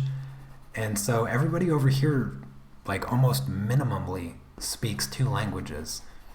Like, in the United States, people kind of look down on you people look down on the rednecks because they're usually pretty illiterate and uneducated and all that stuff.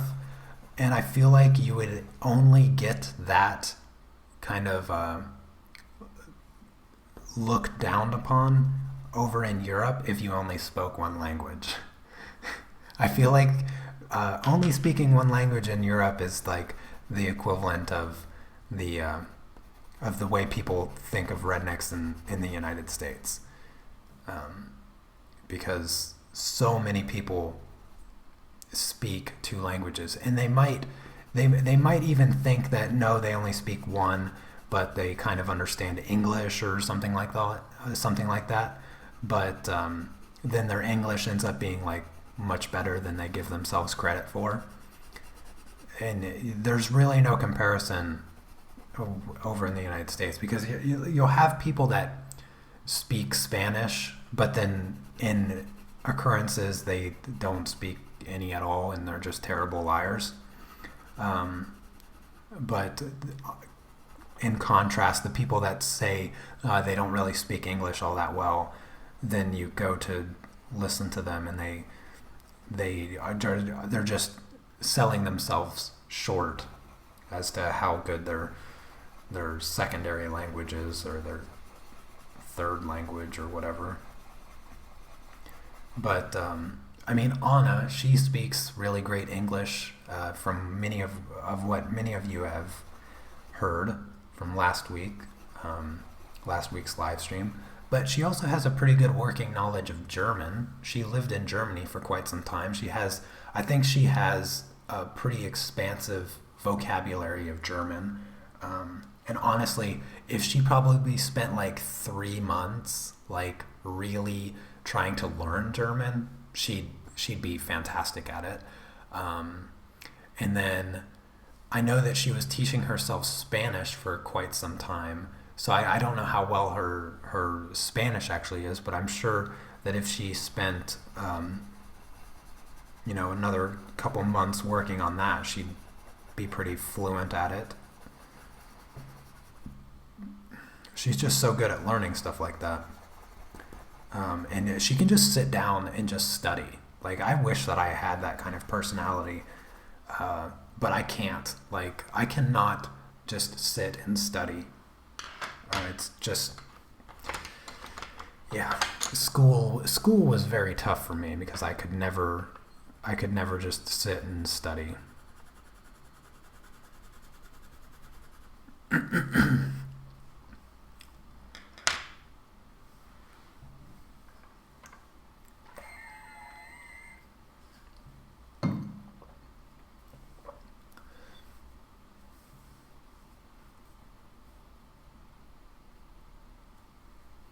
Oh, that's kind of cool. Yeah, Poles, they do something even weirder than dubbing movies. And I find it completely weird. But Anna actually prefers it as opposed to dubbing. And it's like this same guy that narrates the movie. So in the background, you can kind of hear the original English or whatever language, and then this guy narrates everything that they're saying, and it's sort of like dubbing, I guess. But it's just the same guy talking. So if you were imagine that like there's an English movie that came to Finland or wherever you live, for whoever else, and the person talking in the movie is speaking English, and then all of a sudden there's this other person speaking at the same time, and they're speaking it in your language, and it's just I remember trying to watch CSI on TV, and you can kind of hear the English being spoken by the original actors, but then there's this Polish guy narrating the entire thing, and it's impossible. It is impossible to hear all of the English because this guy's talking and stuff, and it's so weird. I don't know why anybody would be able to tolerate listening to it, but whatever, they do. They kind of like it, I guess, and yeah, it's just weird. It's weird and makes me laugh.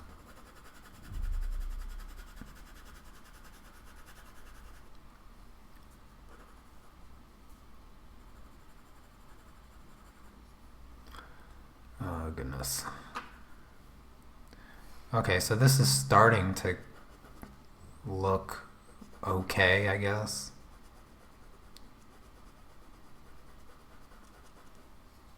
Not too bad.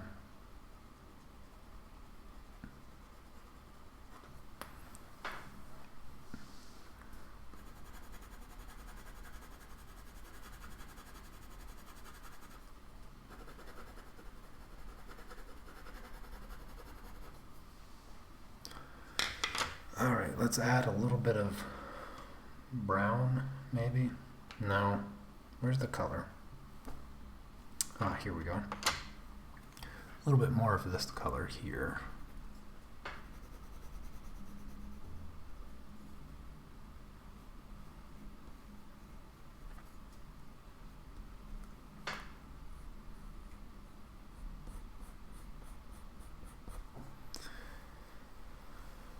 Oh, yes. Is it because, I don't know. I don't know. Maybe they just don't like subtitles. I guess I never really thought about that. But I don't think the illiteracy rate in Poland is all that terrible. I mean, honestly, it's probably worse in the US.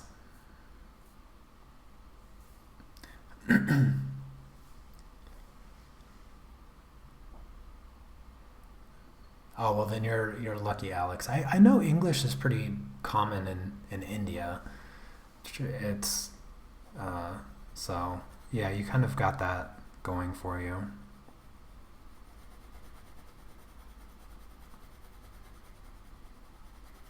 I'm glad that English hasn't quite taken over the world yet, as far as, I mean, it is kind of the dominant world language, but I hope that a time never comes where that's it, like that's the language. I don't think it would ever happen though, where only English exists. That'd be kind of disappointing, because there's some words like in other languages that don't exist in English that are just great to have.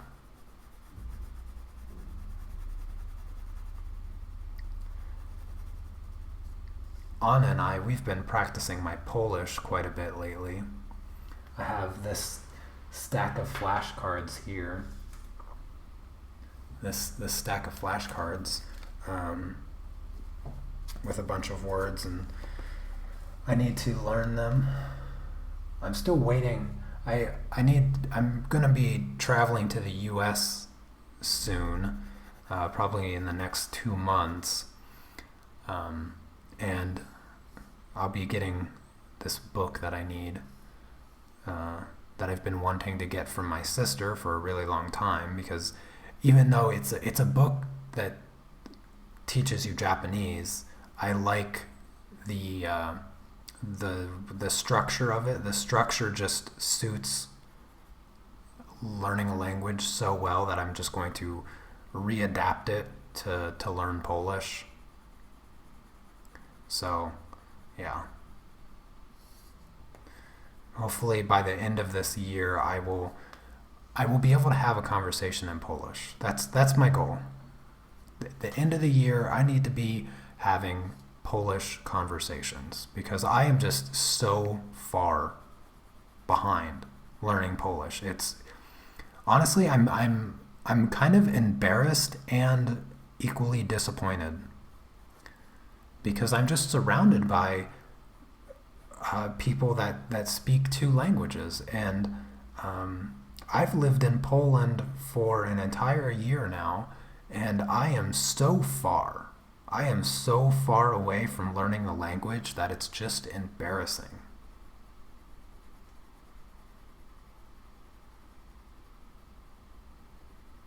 So hopefully I'll make up for it eventually. You're not a fan of subtitles?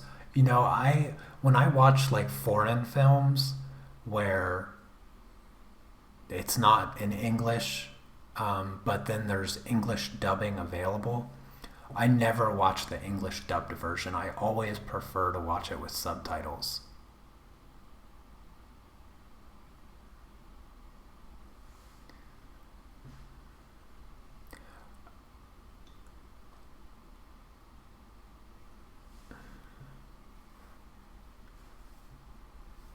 Yeah, I like to read. I like the subtitles um, of movies and stuff. I guess I don't know. I prefer the sound of the native um, actors, like their native language, because I feel like it expresses the movie better. And when you change it with English dubbing, it just, I don't know, it just feels like it's bad acting, I guess. Because I've never come across like an English dubbed movie that was good.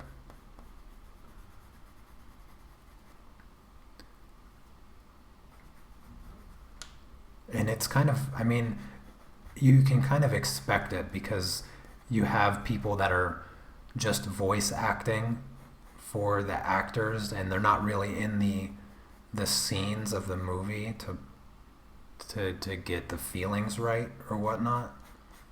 So it just, yeah, I never liked the dubbing. Always preferred subtitles.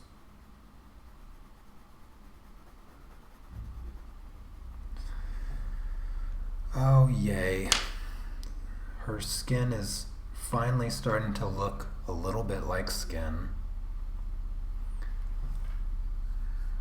I almost like it.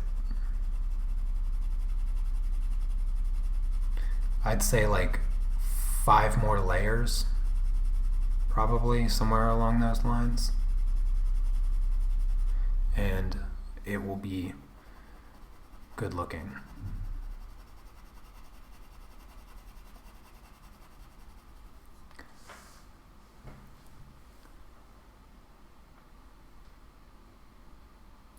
Oh my goodness, yes. Especially with anime. Oh my gosh, I'm so glad you brought that up. I I don't even talk to people that watch anime with English dubbing. Like, nope.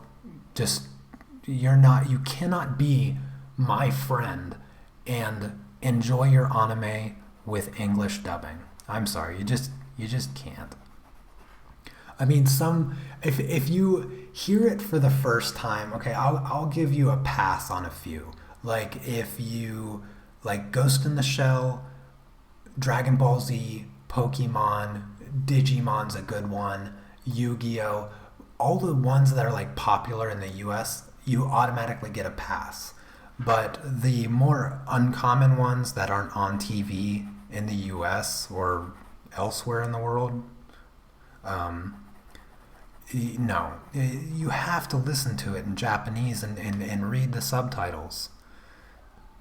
You have to. I have a working knowledge of Japanese because I studied Japanese for like a few years in college and university, and so I can continue to build on my vocabulary and my sentence structures in Japanese.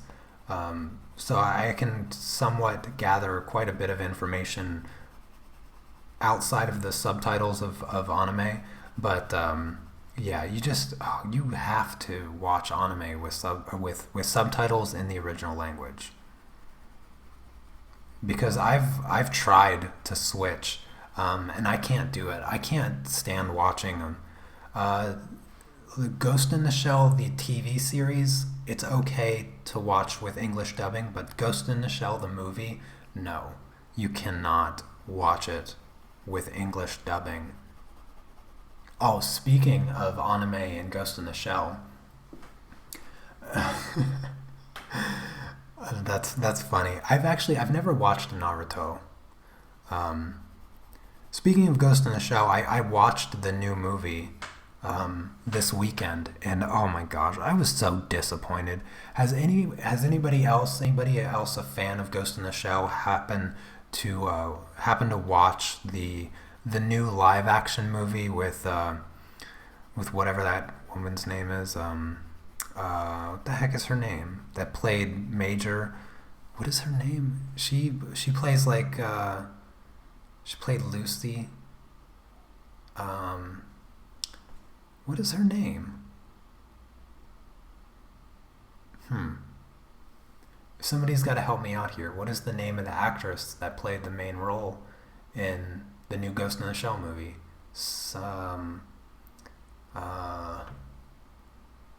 What the heck? What is her name? I'm so terrible with names, and especially actors and actresses, because I couldn't care less about knowing their name. Oh, what is it though? Somebody help me out.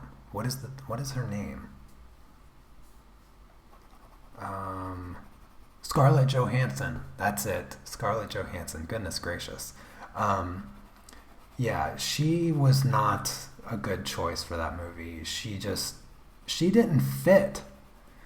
She didn't fit the character. And gosh, the movie was so disappointing. It was heartbreakingly disappointing, because there was some aspects of it. There was some aspects of it that were so good. They did such a good job. And then the things that were like really important, they just messed up. They just killed it. They just killed the movie. It was so throughout the entire time I was watching it, I was like, man, can you just end this movie already? And just, gosh, it was just so disappointing. Okay, so here's why it was disappointing. So if you haven't seen the movie, I will avoid spoilers to the movie. Although to be honest with you, there was virtually nothing that you could spoil about this movie. I could read a word for word synopsis of this movie, and not a single thing would spoil anything, because there is nothing. There is no plot to this movie. Like, in the story that they try to create is so empty. It's so empty. I actually found myself bored of watching it, because I was like, okay, this is, one, super predictable, and two, there's no heart. There's no feeling at all in the movie. And yeah, it was just, gosh, it was so poorly executed, and it just freaking disappointing. I'm so angry at them for messing this up. They had all the source material in the world that they could ever need to create a movie as memorable as the first Matrix movie.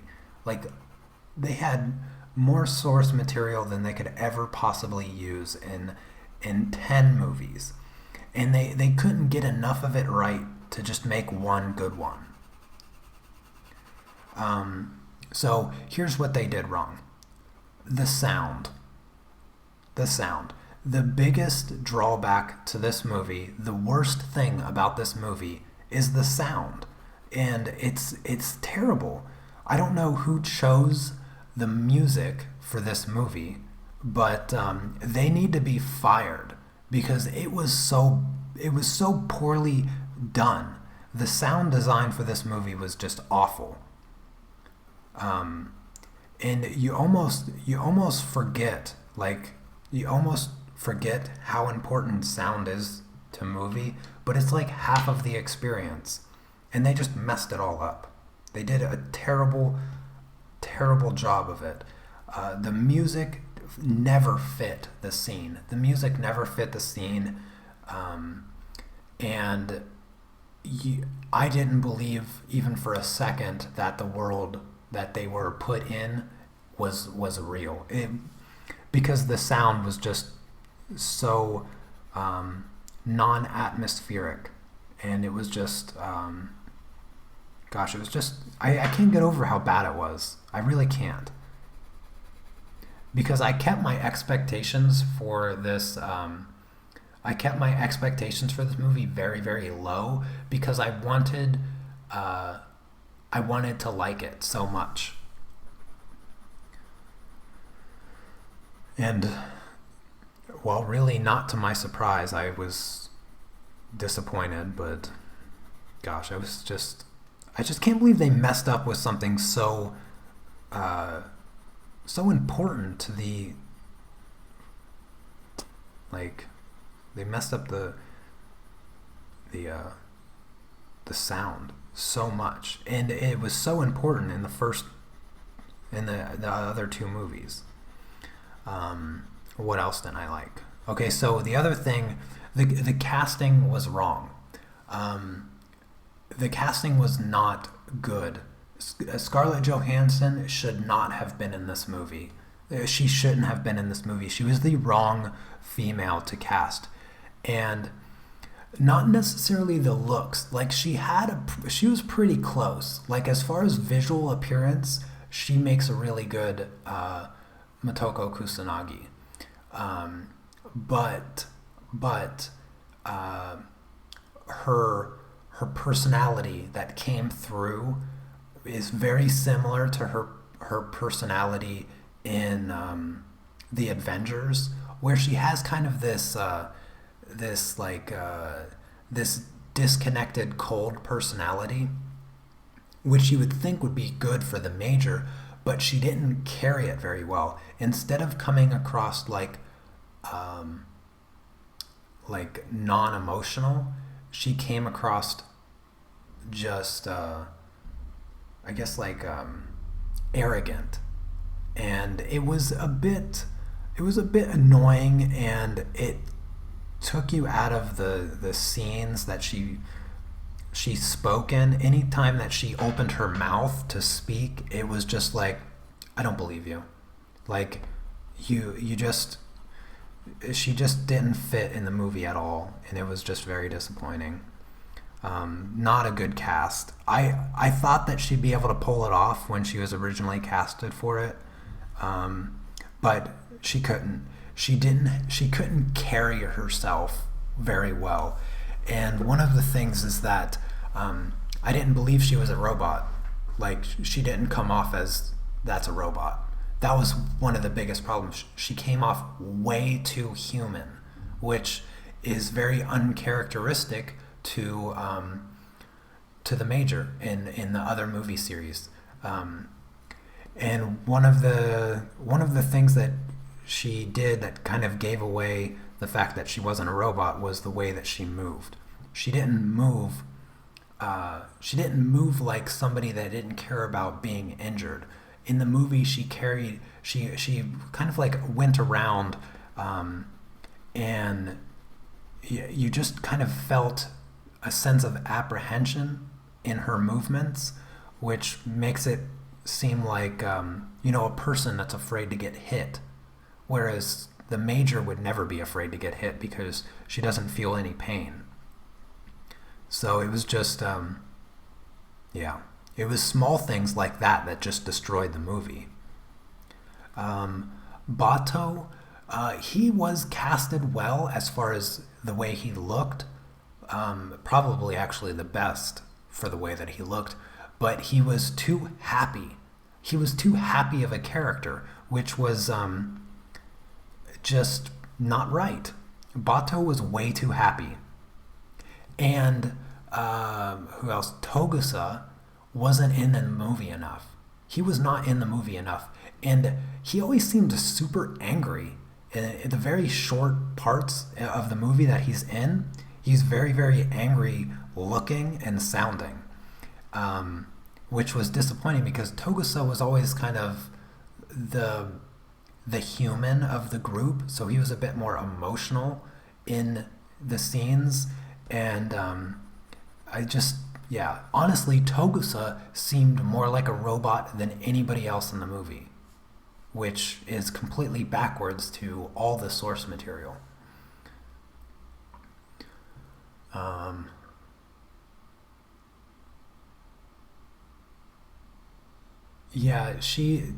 I think that they had Scarlett Johansson in the movie because of her name. She could bring in a wider audience, not just the Ghost in the Shell fans. But I hate it when they do that. I hate it when they bring in actors and actresses into movies that they have they just have no business being in the role because they just can't play the character correctly. I really thought that Scarlett Johansson could pull it off, like I mentioned, but she couldn't. She just didn't. I mean, she was not even close.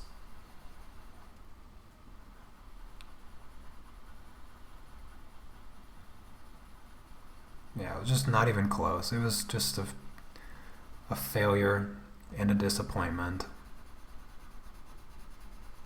I'll probably watch the movie one more time, but that's about it. That's about all that movie is going to get from me is like one more watch, just so that I can be sure that I hate it as much as I do,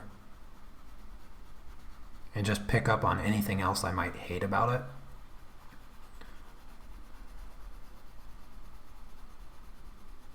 Yeah, the movie was so bad I don't even remember how it ended.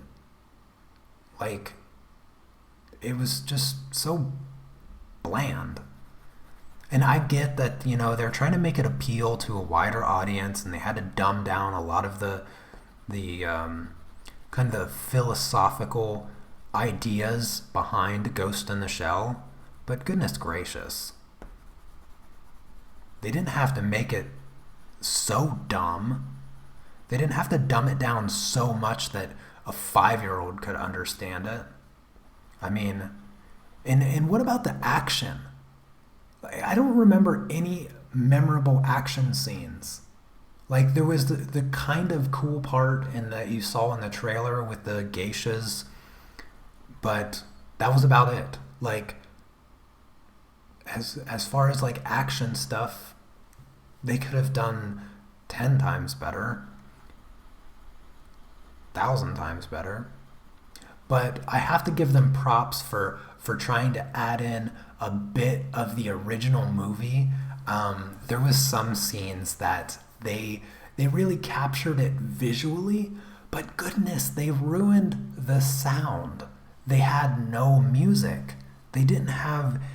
Oh gosh, they just ruined the sound so gosh darn bad. You know what I should do?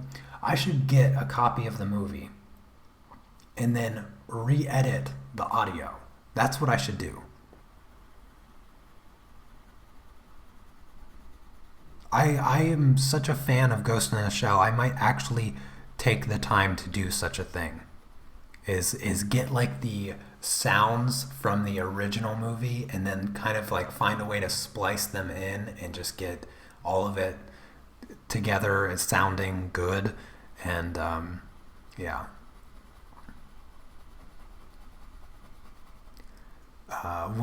Okay, so one of the other things that bothered me is for like the first half of the movie, they when they do their like talking to each other, but they're on a network, and so they don't have to move their mouth, they can just talk from one of their minds to the other person's mind.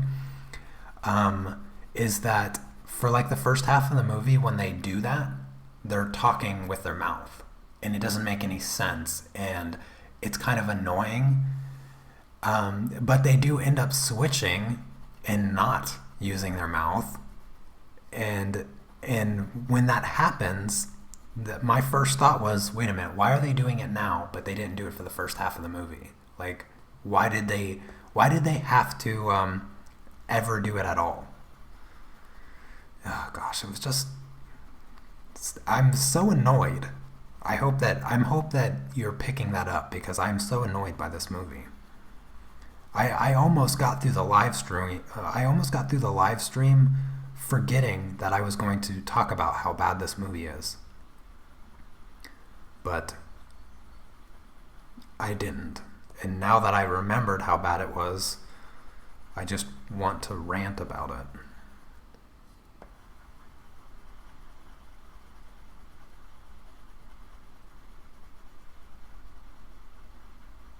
Gosh, I really need to practice skin with colored pencils. I just feel like I'm destroying this drawing right now.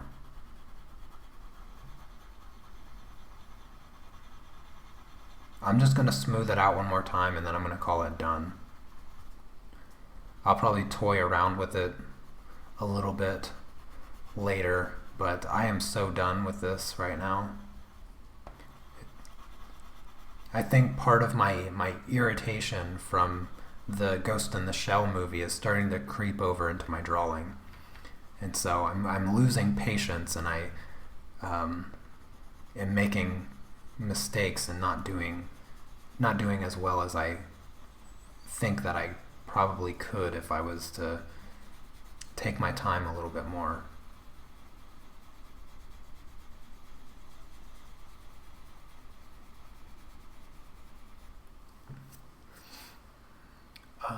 Question, which pencils am I using? I'm using a combination of Luminance pencils and polychromos pencils. Very few polychromos pencils. The only polychromos pencils that I've used is 131, 132, and 189.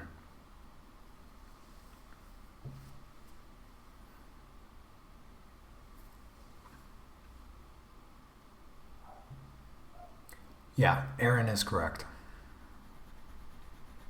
This is just the Luminance Colorless blender, because like I mentioned at the beginning of the stream, when I do my skin tones, I never ever use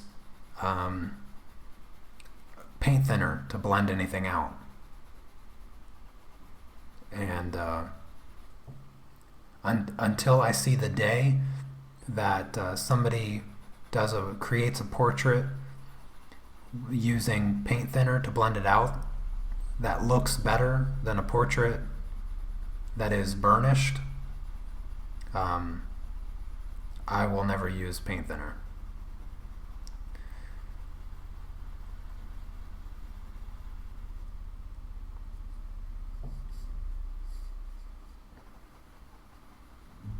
Though I'm not really giving the burnishing technique, I'm not really doing it justice right now. I'm kind of destroying it, because this is just looking terrible. And it's kind of annoying me.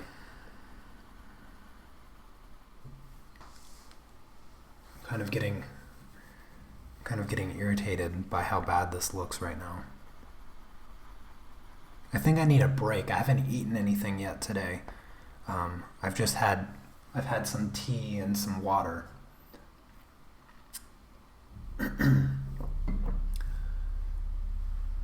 So 2 hours, about 2.5 hours I've been live streaming. Yeah. It is quitting time. I'm kind of in a bad mood now because I've been thinking about how terrible Ghost in the Shell was. I should have never brought it up. But anyway, yeah, let me brush this off really quick. So it's correctable, I think. I think I can make it not look terrible or not look as bad as it looks right now. But yeah, so there's that. I'll share a little look. So I have the video time lapse. I have the video time lapse of this coming soon. It'll be this Thursday. But here is a look at my cute little slow loris that I did on Saturday. Looking at his sweet little eyes puts me in a better mood. So yeah, there's a look at that. Like I said, the time lapse will be Thursday. I have another video coming up tomorrow as well, so be on the lookout for that. And what else? Yes, for the remainder of this week, I'm going to be shooting my Intro to Pastel course starting tomorrow, actually, and I'm going to be doing that all the way till Friday. I want to get all the video done for that tutorial series by the end of the week so that I can start editing it.